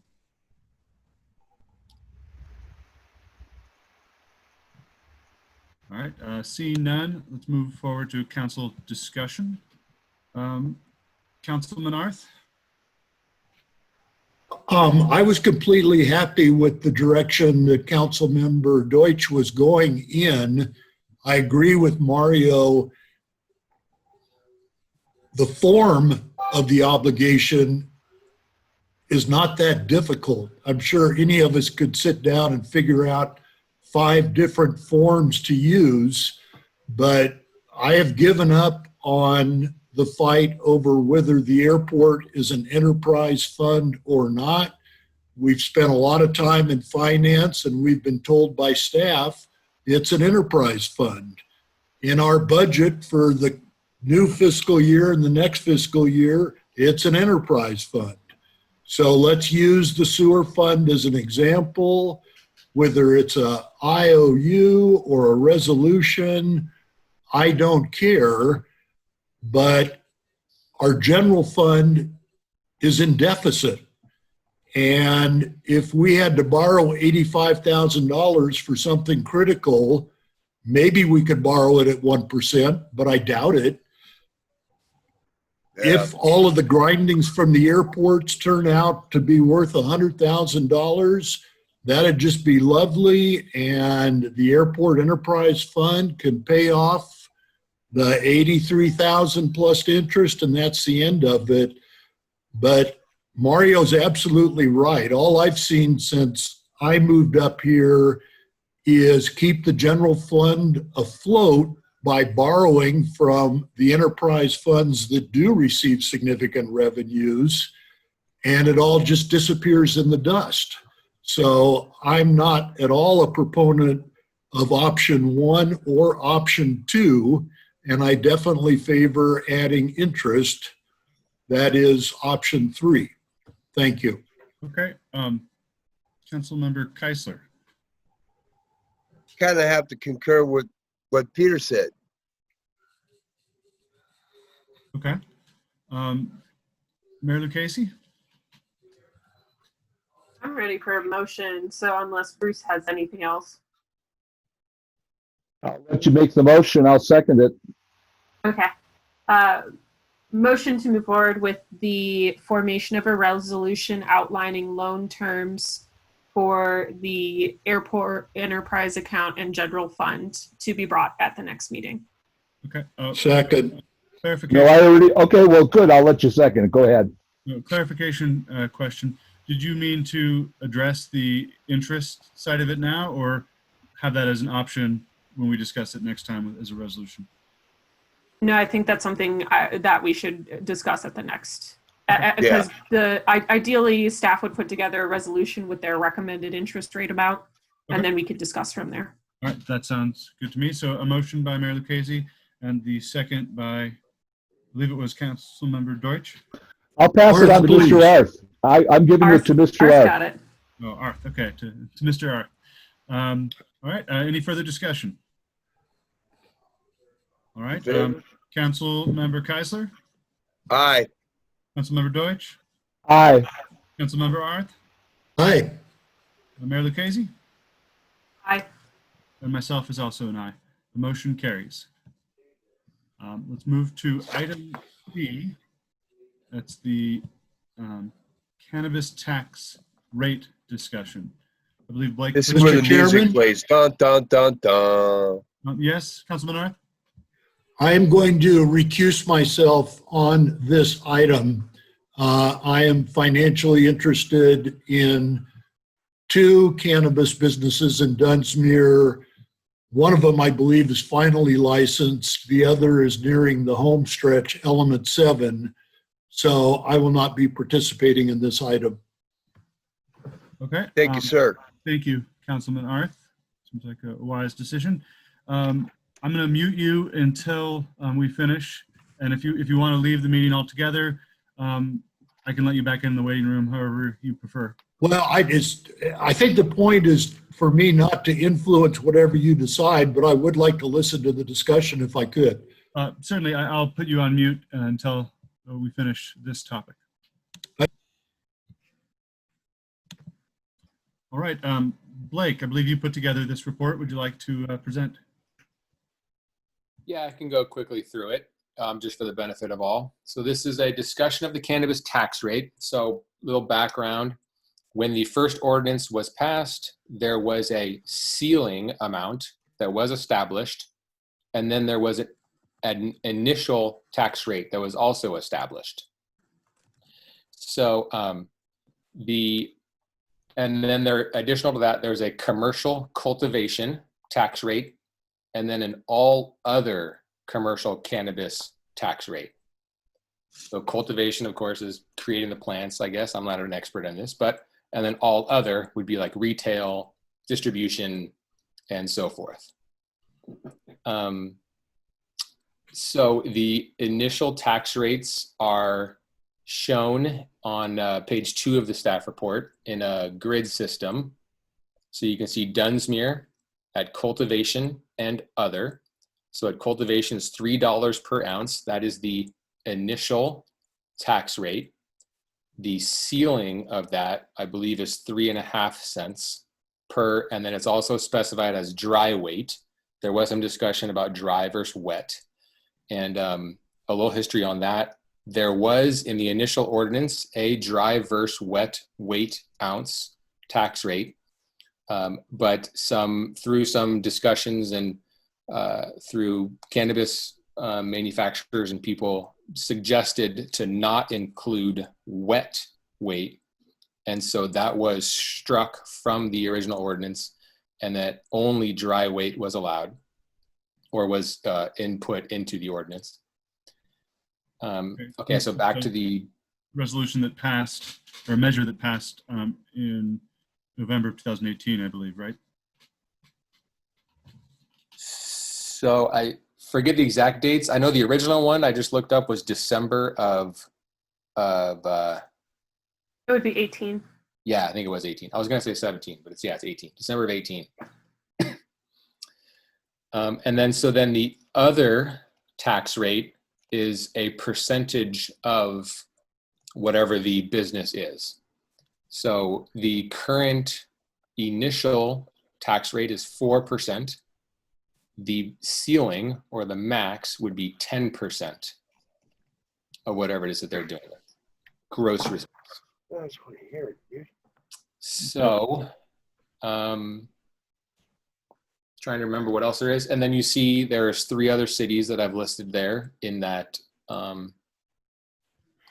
grid system to do a little comparison. I know it's a little difficult to do comparisons. It's not apples to apples, since there is a few different ways in which you can tax this new business form within But it's not apples to orangutans there. Indeed, Bruce, indeed. So from there, I think that's about all I wanted to establish at that point. I think Mayor Lucchese might have a few additional points. There was some additional information from the city of Mount Shasta that should be noted as well. And I think that's it from me. That's all I can think of. Thank you, Blake. Thank you, Blake. Manager Uhas, I know you've been working on this quite a bit as well. Do you have anything to share regarding it? I'm not fully immersed in this. Blake is a little bit more immersed, and so is Juliana. I think my only comment is that in my mind, and I'm no expert in this, it seems like a square foot rate makes more sense than a dry weight, in that it's just easier to, frankly, to measure what the tax rate is based on that square footage than it is relying on weights and measures at the county. That's just an opinion. I'd have to concur with that guy's assessment. Just really quick though, one thing to point out is the dry weight and how we assess the tax is not something we can change. If we do want to move to a per square foot tax, we would have to take this back to the voters. So basically you're constrained to doing the dry weight ounce for cannabis flower, leaves, fresh cannabis plants, or you're doing the gross sales receipts. So to change the mechanism and move to a per square foot, you would have to take this back to the voters. And I don't know, that would basically come in discussion. Why? Because so because Big Dave, this was established by, was it Measure H? It was a measure Correct. that people voted on to establish this taxation format and put a cap on it and establish initial taxation rates. So that was Measure H. Okay. Or it might be Ordinance 558 as well. Yeah. If you want to write I that. believe it's two in conjunction. That like first it was passed, then we accepted it as an ordinance at our first meeting, if I recall, since yes, Mayor Lucchese, Council Narth, and I joined the council. Yeah, well, we were all naive in the beginning. Well, it's okay. I think it's important to note that, you know, I think that's a great discussion, but my understanding is it was a several year-long ordeal to come up with the tax rate and how we were going to be doing marijuana in Dunsmuir. I wasn't actively a part of that, but I know they talked lively about it and came up with this. It's too much for us to just change it right now. Maybe we'll need to in the future. Maybe it does make sense to make some adjustments. But currently, the item we have tonight is just the rate of the current tax. Well said. Yeah, I can walk you through why a per ounce, pro cons with per ounce as opposed to per square foot. You know, there's pros and cons to both of them. I can speak. I can. Yeah. What? Both are fairly widespread. The whole thing was about the city of Dunsmuir making money on this. Yeah, you're going to make money on this basically, regardless of which unit that you use. One of the benefits of doing a per square foot is that you know what the amount is per year, and so you have more assurances when you go into the budgeting process. That's what I was thinking. But there's a big but. Damn, there's a big but. Yeah. The big but here is that doing a per square footage tax doesn't take into account that this industry, so the cultivation industry portion of cannabis is more of an ag use and not a manufacturing use. So you can't guarantee that your crop is going to be valid every single crop. So for example, if you have a pest issue, if you have a crop issue, basically you're paying a tax and you're not going to be able to make up that shortfall. And so using a per square footage puts your businesses as a whole at risk of failure if something does come into contact with those cultivated plants, which if you've been in a high intensive indoor facility, that makes sense. Pest management is a huge issue. If we had more outdoor grows, I think the square footage would work very well because you have a low pest control issue. But that's why you would do ounce over square footage or vice versa. Is square footage is a lot easier to budget for, but the per ounce is much more responsive to the industry need. So thank you for your clarification. I'm glad you're the expert on this stuff. Yeah, I have a talk in September if you want to tune in for a master class. Literally. So yeah, the only other thing to note is Mount Shasta has a $1 per square foot manufacturing tax as well, similar to Shasta Lake, which is a little different. So just for information, you know, I gave some of this to Mary, you said $1. Is that $1 on top of the $3? No. So No. the city of Mount Shasta taxes cultivation, as you can see on the screen here that Matthew has for us. But then we also have the manufacturing sector. And so the manufacturing sector also gets taxed $1 per square foot. And then our retail sector gets the gross sales receipts. So basically the only difference is that Dunsmuir doesn't have a manufacturing tax where Shasta Lake City and Mount Shasta do. And it looks like Reading does as well, which I don't know what their 3% other means and how they're doing that, but I would assume they're taxing their distributors and manufacturing. Well, shouldn't we get on the bandwagon? So again, if you want to add that tax, that would have to go into the ordinance, which would then have to go back to a vote, which again, we can do that, but there's costs incurred with that. And that's a larger process. And I don't know if we're getting ahead of ourselves a little bit. But go ahead. You know, initially for tonight, we should just discuss the rate levels of the other and the per ounce. Yeah, because that's what I was going to say. So much involved, and currently, you know, we could talk extensively about how to best structure a manufacturing tax, but we have zero manufacturing applicants in Dunsmuir at this point. I believe there is one. There's There's one. There's one approved. But Yeah. it would go under just our other, or Yeah. our 4% is not retail, but it's actually all other things besides cultivation. Oh, interesting. Yeah, I'd have to take a look at how that applies. So just to really, before we go into public comment, to speak to tax rates and how it works within the industry itself and what you see based on, changing those tax rates. It depends on your cannabis markets themselves. If you have like a cultivator manufacturer, typically a majority of those products are not staying within the local system. So for example, in Mount Shasta, 90% of the product that is grown and manufactured there gets shipped to other markets for sale. So one of the things you would do in that case is if you know that a majority of your product is going to other places, you would want to tax the earlier forms of the product more than taxing the retail end, which is where the public buys their goods. So one thing to also remember about the tax is that the tax is not assessed on medical patients. So if you have a state of California medical card, none of the retail tax does not apply. The tax on cultivation does get added to the final consumer good price.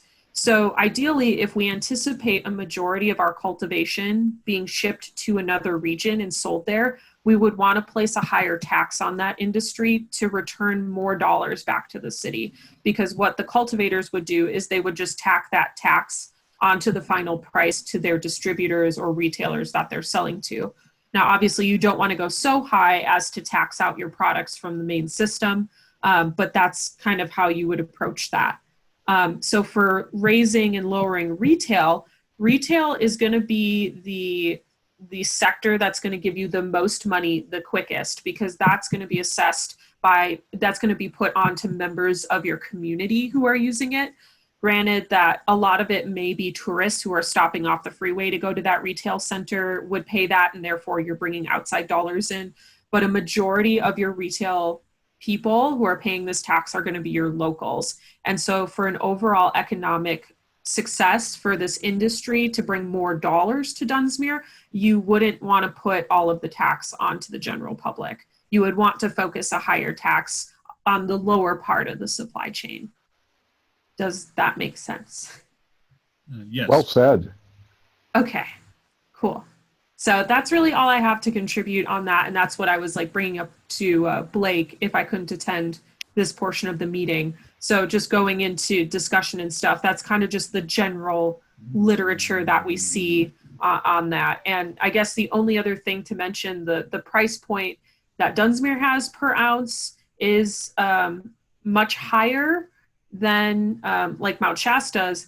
But if you look at other cities, it is still a little bit high, but it is comparable. So if you do take Shasta Lake City and you do the per square foot canopy tax that they have, and then you basically like dial down the math and factor in how much tax is assessed per ounce. I did some numbers the other day because I asked them for their stuff. And it's about, $2.40 per ounce is what their square footage turns out to be. But it also depends, in Shasta Lake, they're able to turn a lot more plants to meet that per square footage tax. They have much larger facilities than we do. But I'm not advocating for anything right now. I'm not getting into my discussion points and what I favor. I'm just giving you some background information. Thank you so much. It's wonderful having your expertise in this topic. I had, before we get to public comment, a couple clarifying questions. One you answered with, I was hoping that there was some comparison known about other cities that do a dry weight ounce, tax per dry weight ounce, other than Mount Shasta, which I've heard is actually quite low given industry standards. Todd, Blake, Juliana, is it just that, thank you for the Shasta Lake, the 240 or somewhere in that range, but are there any other points of comparison? Because there's just not a lot of data here to see where we place. I don't have any other places at this moment. These would be the regional ones for us. The only other city that I know that is doing cultivation is the city of Doris, but I don't think they have an actual cultivation tax at this point. Basically, our next comparison cities down the state are going to be much larger metropolitan areas, and they're going to have a much higher tax than us typically. So like our $3 an ounce might be actually ridiculously low compared to what they're taxing. It could be. I'd have to do a much larger, deep dive into that. I mean, cannabis tax ordinances and cannabis regulations are still pretty volatile on the local side. So I'd have to take a little bit more time to deep dive and find a couple of other examples. But for example, I took a look at West Hollywood, and because they're going to be on a panel with me, and they do a per square foot tax, but they also have some like really intricate ways of weighing final products and stuff for manufacturing. Like bubble hash is actually taxed on a ounce basis. So I think you're just going to find people are taxing at multiple different levels of the industrial chain. And one thing to remember, so if we do a $3 per ounce, that ounce now goes to a retailer. We basically, in a sense, are taxing it again at the gross sales. So you have to be really careful and look at all of the ultimate taxes that you have adding up. So for example, Madam Mayor, Madam Mayor, would a 4 and a 3, would that hurt us or help us? Again, you have to kind of talk to your industry to see what type of volume that they're putting out. Like I said, when you're looking at the retail tax, the person that the retail tax, quote unquote, hurts is going to be your end user. So if you have people who are lower income, who do not have a state med card and they're purchasing product, they're going to have more tax put on them disproportionately, compared to someone who is higher income. So the retail tax would be considered a regressive tax, similar to sales tax. So that to be clear, if we say, okay, we're going to charge 4, that reflects to our people in our community. It would impact them more. It wouldn't totally impact them because you would also have visitors the impacting of the people of our community is what we're all about. So yeah. Okay. Thank you for clarifying that for me. That was we're all wanting to get more money and we can make that jump, but if it's going to hurt our own people, then we might want to take a second look at that.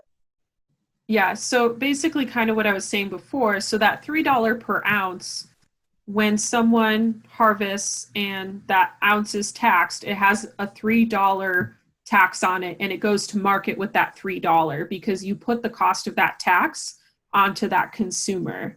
And so they're paying for the $3 per ounce as well. But if you're assuming that your industry is going to be shipping a majority of its products out of the community, you're really not impacting your local individual nearly as much with that $3 per ounce in the long run and in the larger picture of collecting that tax. Madam Mayor, I think the confusion from listening to this is that we really have 2 decisions to make here, one cultivation and the other retail. And so if we just focus on those 2 items and then going back and then we can discuss that. So I think we should move on to public comment and then move on to discussion. Well, but I'd like to point out that the cultivation and the retail, the cultivation affects the retail of our community. But we can talk about it more in depth. I was just trying to answer the question. Yeah. Well, before we move on to public comment, one, it's not, I believe the way it's written as retail here for the 4%, but distribution, manufacturing, I believe everything other than cultivation goes under that 4% as well. Thank you. So just to keep in mind, the retail, which it does say get passed on to consumers directly, that rate will affect the consumers more than the others, but say distribution may not, if it's being distributed out of the area from a company that's based here. So, but the other question simply is kind of what I consider to be the elephant in the room in terms of guiding this. City manager, late in the process, you put $55,000 in as your thoughts for what cannabis could produce in a year based on these current rates. Do you have any sense of what an adjustment would look like in terms of revenue? Well, I'd have to get in and do the calculations, but we have, let's see, 2 retail locations up and permitted now. One is pulling an electrical permit next week, and the other is, is just, I don't know where they are. I'd have to do the calculations is what it comes down to. Okay, and I understand that we didn't necessarily have the strongest, basis for that 55,000 in that we don't have these businesses all of them fully up and running yet. So there's unknowns within that. But I guess I'm pointing out that it's hard for me to really even have an opinion, but I guess I'll get into that later. Just clarifying that we don't really have a real sense on what the current tax rate would produce revenue-wise. Would you concur that that's still kind of up in the air? Yes. Okay. All right, thank you. Is there any other clarifying questions before public comment?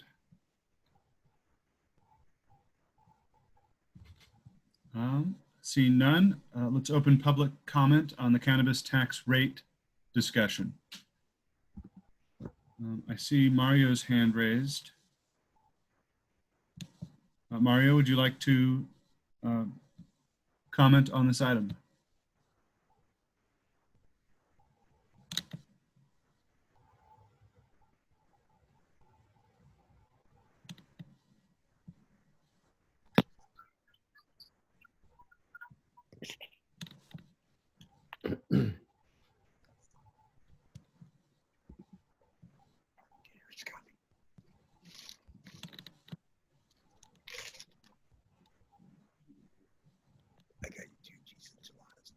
Don't believe he's muted. Mario. Nope.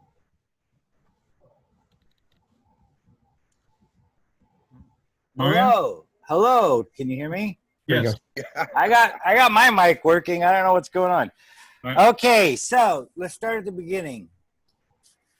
There's a lot of factors not being included. One is the cheap and available properties and rentals in the city of Dunsmuir to create cannabis. That lowers the overall cost for anyone, and that's a more significant cost of paying the tax. The second is we've invested in our planning group, our planner, and we have probably the most affordable planning to get a marijuana business created than any other city. It will also be cheaper going through planning and less involved going through the city of Dunsmuir than Mount Shasta or any other city. I mean, we still don't have a parking ordinance. We don't have to have traffic plans or any of that. The third thing is the total price per ounce. Baby. Dave. Okay, so the total price impact to citizens in the city of Dunsmuir will be based on what the market will bear. And I don't see it being significantly higher than in Mount Shasta overall, because I believe they'll be able to produce and have more of an interest in selling to locals as opposed to not. But that's their decision to make. I just want to point out that council's made a couple decisions. The one is to date in planning to pay back the $30,000 council came up with. That was the cost of creating the business of marijuana in Dunsmuir. We're up to $7,500. As far as taxes to date, we are still at 0. And as we know, it's a voluntary tax program. Those are just facts. The other and final matter is if we're going to the citizens to raise their sales taxes, to raise taxes for this community, then we need to be able to stand tough with all taxes across the board. Will they be competitive if they open in the business of the city of Dunsmuir? You betcha. We've got the best planning. We've got the best city to do it in. We have lots of cheap, affordable land and businesses and buildings. And I honestly don't think any of the businesses will be impacted. Thank you very much. All right, thank you, Mr. Rubino. Are there any other people wishing to make a public comment at this juncture regarding our cannabis taxation rate discussion?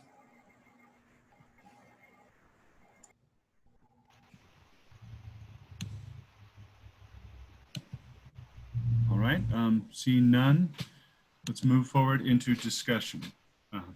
Mary Lou Casey? Yeah. Yeah, personally, I think where the rates are set at this point is adequate right now. I would not recommend making any changes because we don't really have an anticipated outcome at this point.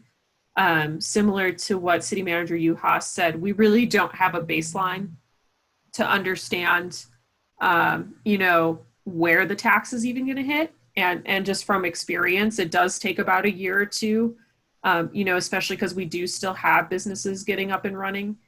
For example, I think Mount Shasta's industry finally just hit its stride this last fiscal year, which is about 1.5 fiscal years since we passed the tax up there and started collecting. And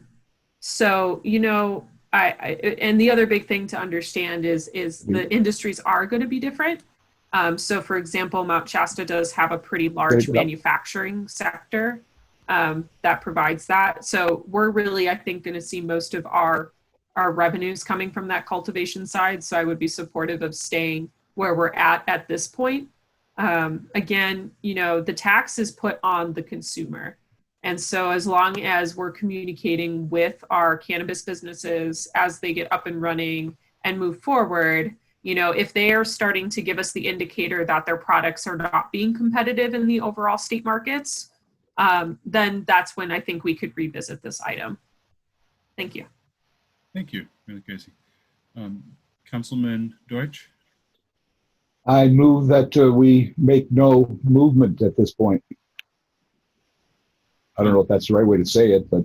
All right, there's a motion. Real quick, Councilman Keisler, do you have any discussion on this? No, but I want to second everything that the mayor said. All right. I myself just don't have enough data to really understand the context.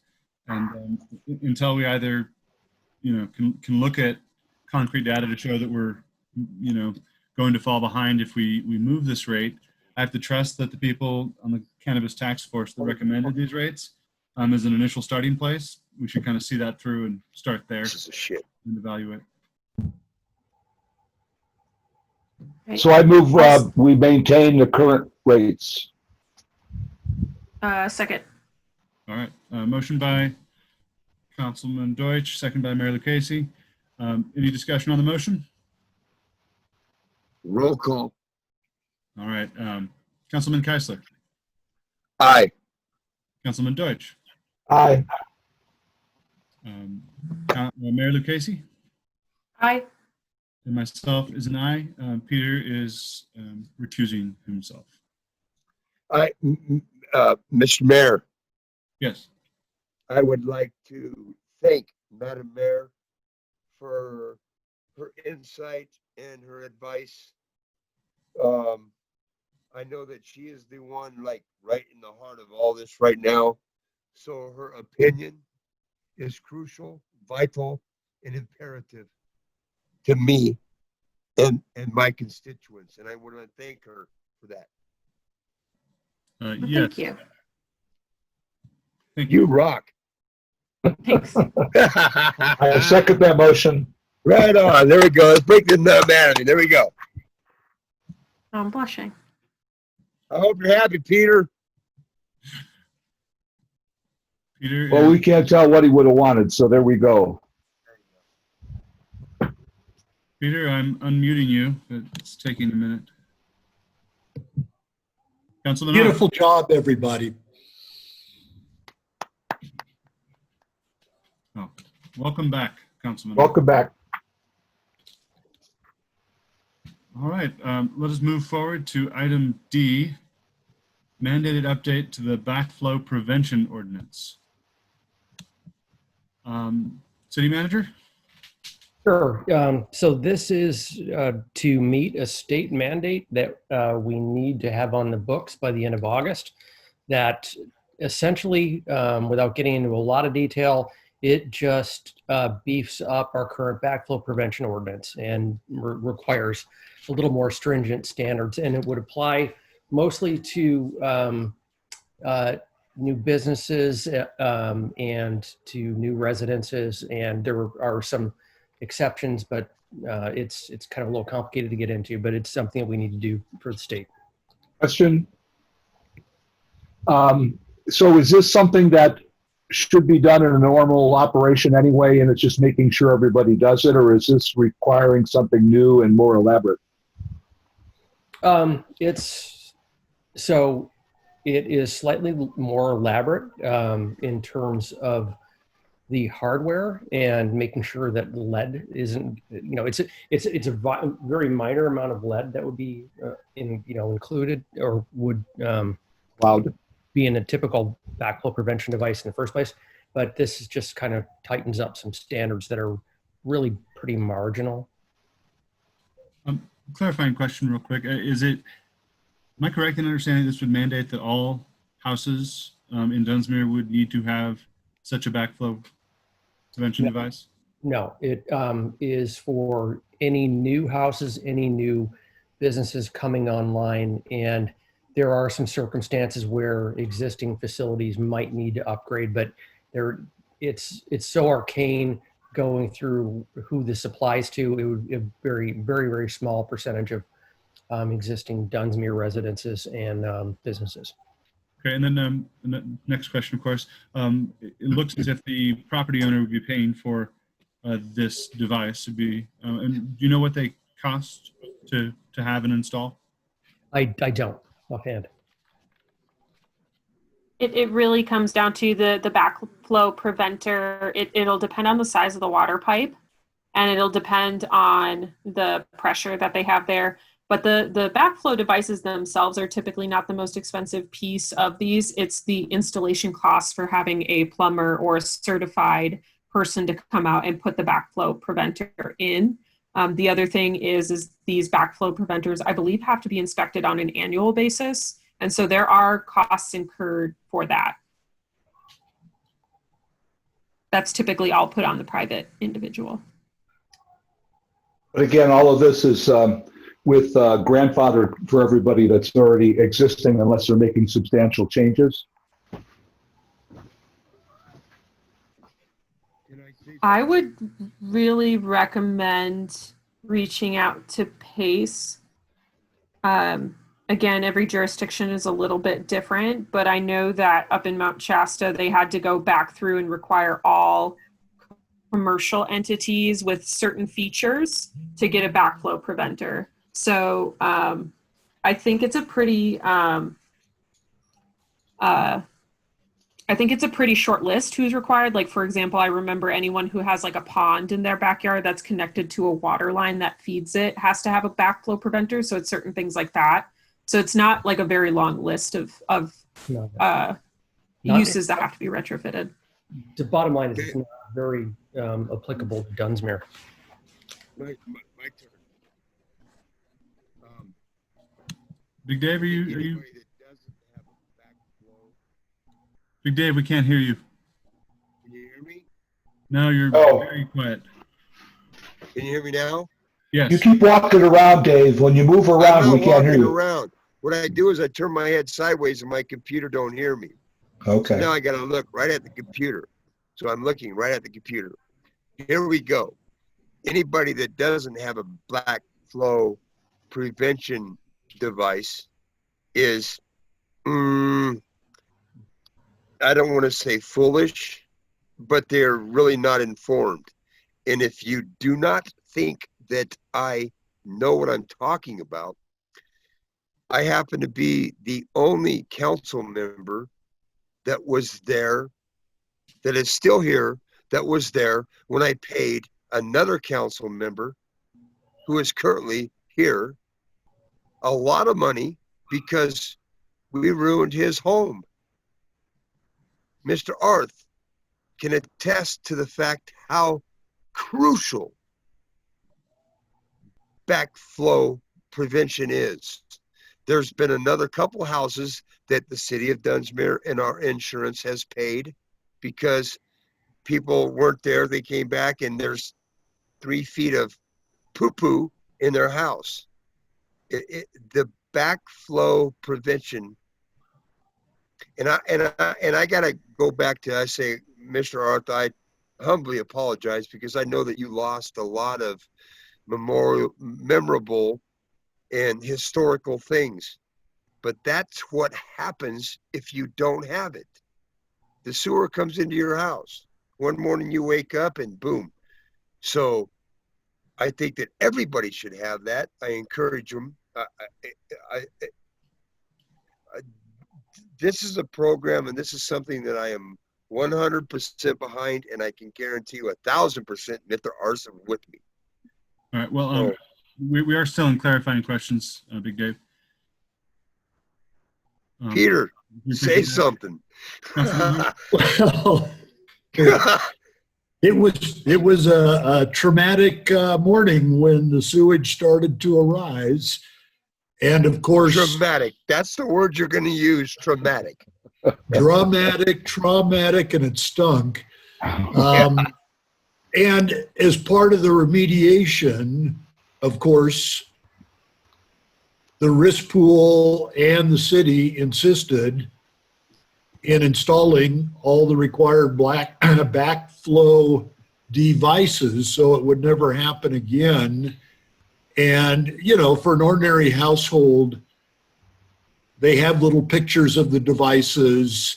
I think it's only if you're in the area of having a private well or you're, you know, the bottling plant really present the possibility of polluting our pure potable water supplies that this is going to be an issue.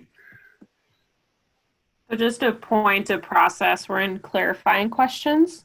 So if no one has any other clarifying questions, I'd like to move us into public comment.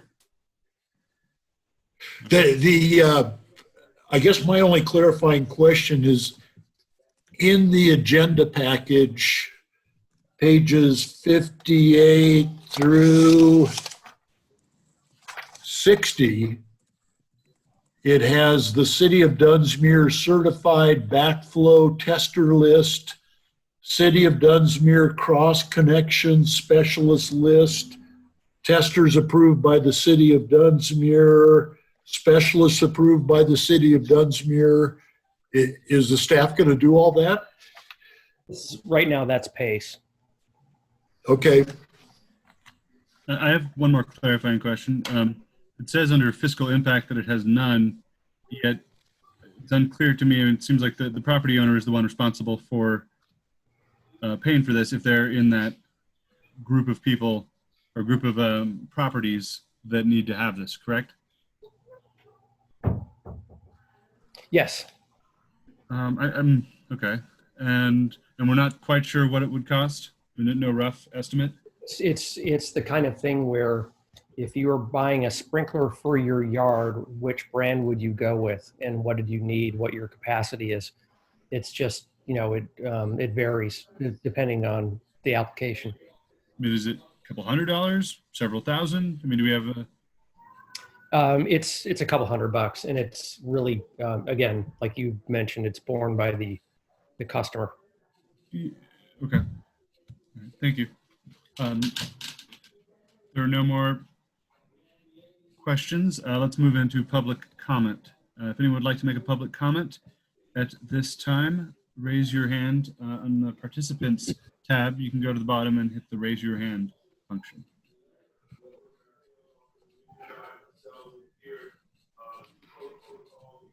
This all might be considered backflow. Seeing no raised hands, let's move forward with discussion. Mayor Lucchese? I'm fine moving forward, and I'd motion to approve the first reading of the, where is it? Did you scroll down a little bit so I can see the ordinance number? or actually, it doesn't need a number until the second reading. I'm sorry. I would like to move to approve the first reading of the state mandated backflow prevention ordinance by title only and move to the second reading. Peter, you want to do this one? Happy to second it. All right, there's a motion. already and a did. second. Is Oh, there good. discussion of the motion? I have I guess one question relative to it. What happens if we don't approve this by August? Fines. Fines? Yep. Mine's not fun. My only concern, I mean, I'm happy, I think, to move forward on my end, but I'm concerned that businesses that aren't in a very healthy place right now are going to be given notices they need a, $1,500 bill to update their sewage. And, I'm not altogether certain that's something that we can really force them to do at this point. So Just a matter of reminding that it's for new and, in certain, existing customers that are, they're very, very specific and does not really apply to the city of Dunsmuir. So it's new businesses and new residences. okay. What about a remodel of any extent then wouldn't go under this as long as it would. had sewer? Yep. Okay. It depends on what the remodel is, but yes. Like, It's cheaper than insurance claims. Ask Peter Arth. well, I know it's good for the city. I'm just thinking about the citizens and this unknown cost, Mm-hmm. Mr. Mayor, I have a suggestion. Since this is a first reading, if we move forward with the first reading here, we can do this, some research between now and then and have the answer on what impact it might have on local businesses or people before we make a vote on the second reading. Yeah, I'm fine with moving forward with it now. I'm not going to be in favor of us incurring fines, period. So, if there's no more discussion. I just had one other point. My response to your question, Matthew, is as part of the Regional Water Action Group and as a city that relies heavily on the state of California for grants and loans for our water and sewer system, I don't think it would be helpful to thumb our nose at the state. When we file our applications for funding, this is the sort of thing that could trip us up. So I think it's probably the right thing to do on the merits, even if it's not a good fit for our little system, and we ought to try to go forward with it. Okay. Here, here. I appreciate those comments. Move the question. All right. So, Councilman Deutsch. Aye. Councilman Keisler. Aye. Councilman Arth. Aye. Mayor Lucchese. Aye. And I myself, and then I as well. The motion carries. I think it's imperative that everybody recognizes the fact that this council was unanimous in this. Good job, people. Yes. So I believe we're just moving forward to item 12, consideration of future agenda items. Mr. Mayor? I do have really quick, Bruce, before I just want to give the council an update. We do have a draft agenda for the next meeting, which is next Thursday. We do have a public hearing for the local hazard mitigation plan coming to us. We'll have the second reading of this ordinance, a discussion on supporting the wearing of face masks indoors and in tight places, resolution in support of requiring the county to enforce tree trimming on county property adjacent to Mott Field. And then we have a discussion on the first draft of the solid waste RFP at the next meeting. So just to let everyone know that that's coming forward. So sorry, go ahead, Councilman Deutsch. Well, I just wanted to, at this point, follow up on what we said earlier and suggest that, this is a busy one coming up, but have on a future agenda the question about increasing the number of seats on the Finance Committee. Mm-hmm. I got your note there. Thank you, ma'am. Yep. My turn? Yes.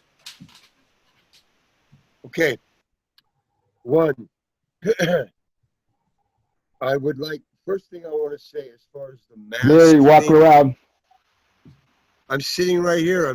Now I'm looking at my computer, so I have to say, first of all, Mr. Arth, I think that you made a statement that could be as good as going all the way to Good Morning America when you said that wearing a mask is an aspect of social justice.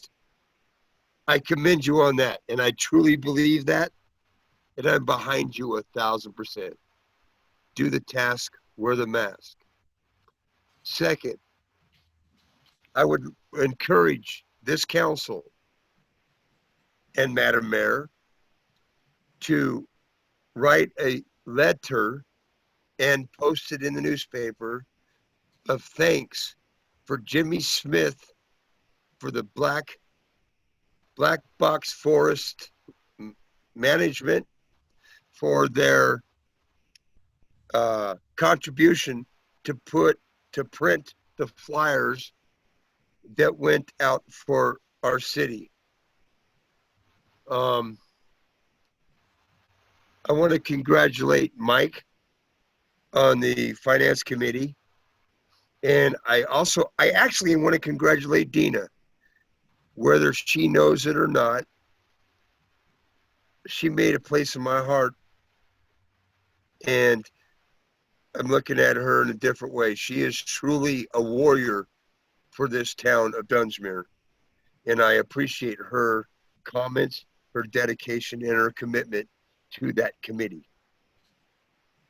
And my last thing is I would like to encourage, I want to ask city manager if he could see about and maybe come back to us at the next meeting, which is Thursday, short term, but we do need a green day waste. We need a green waste day that we get rid of some stuff. So it's time. Let's see what we can do about making it happen, and we can get rid of a lot of the junk in our yards. It's fire season, and that ain't no joke. I'm not going to use the word paradise. Oh, that's right. But we need to clean up our yards. So, and we're relying on the council and the city manager to give us that day. So I encourage you Mayor to make Lucchese, that happen.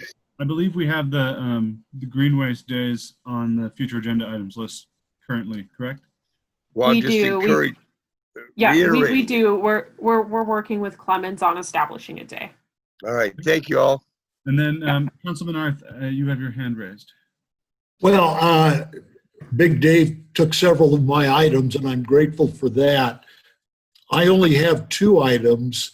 One of them is captured in the minutes from our last meeting regarding the oversight and protection of our historic district. I attended the last Planning Commission meeting as a citizen, also as a resident of the historic district, also as a building owner in the historic district, with the understanding the weakest oversight that we have now is 2 members of the Planning Commission supposedly designated as delegates to make sure the ordinances regarding the historic district are followed and to do the planning around the historic district, and they're not even appointed. Ron McLeod has testified in front of all the city council members and the planning commission members. The 2 members of the planning commission approach does not work. And I'm convinced, as constituted, it does not work.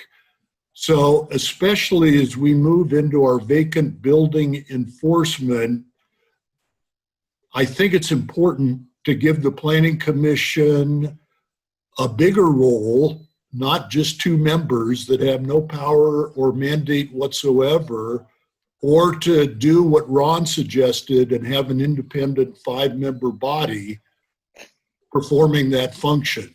So I hope sooner rather than later, as we move into actually dealing with empty buildings in the historic district, we come up with something other than the stick that we're going to beat people over the head with. I think the Planning Commission could do a lot of good there, or an independent body. The other issue is, Madam Mayor, you're not here for the first part of the meeting, but I have spent a fair amount of time over the last 2 weeks wrestling with the notion that some of the returning students to Dunsmuir schools, to the extent distance learning is involved, will likely have a Chromebook, but there will be a number of students who will not have access to the internet. And I realize this is a problem across the nation, across the state, big districts, small districts. That was my comment about social justice. Poor families and poor kids are going to get left behind if they don't have internet access for their schoolwork. We've got at least 3 carriers serving Dunsmuir. We have a number of public buildings that are sitting empty, but I really think, I talked to Ray Keller, and Ray Keller said we won't know the exact number of disadvantaged students until around the middle of August. We have approximately till the end of August to figure this out, but I think this needs to be one of the highest priorities for the city, to realize no one should get on the wrong side of the digital divide. And if we don't do a broadband task force, we at least maybe delegate to our community care group, what are we going to do in the immediate term for members of our community that have no computer access and are just cut off from most of the new world? Well, I can report from the community care team that, for So, instance, gentlemen, I I know, you're right. apologize. It's a nice discussion. We are not in a discussion item, and this is just requesting future agenda items. Good news, So, though. the expansion on things is a little out of hand right now. Councilmember Deutsch, thank you for having an update for that. If you could maybe just put that to us in an email and an update, that would be helpful. What I am going to do is put together, there are tons of funding programs that the school can apply for to assist with internet access for low-income individuals. So I don't think that there's a task force needed, because there is already a ton of resources available if you just go looking for it. And I could say in just a few words that the elementary school is covered, that they were able to make sure everyone had a Chromebook and everyone had access. So it's covered at the elementary school. Yeah, so I would strongly suggest you work with the different schools and the school district board to discuss this, because there are a lot more programs for them right now because of COVID, and there will probably be more programs because of COVID. So I'm just going to put together an information only in an email and send that out to commissioners with the help of Councilman Deutsch, and not agendize that at the moment. If we really think this is something that needs to continue to move forward, then we can. All right. Is there anything else for a future agenda item? And could you maybe make it short? Because again, we are not in discussion. Okay. Thank you. I had to go to 2 council meetings today, so I'm very counseled out. Mwah, mwah, mwah, mwah. So that's neither here nor there. So I apologize, Vice Mayor. Go ahead. All right, well, I think we're ready to entertain a motion to adjourn. So moved. So moved. All right, motion and a second. Aye. Aye, aye, aye. All those in Aye. favor? Aye, aye. Against? Hey, good job, everybody. Good job, Thank you, Matthew. everyone. All right, everybody have Yes, a great good job, Matthew.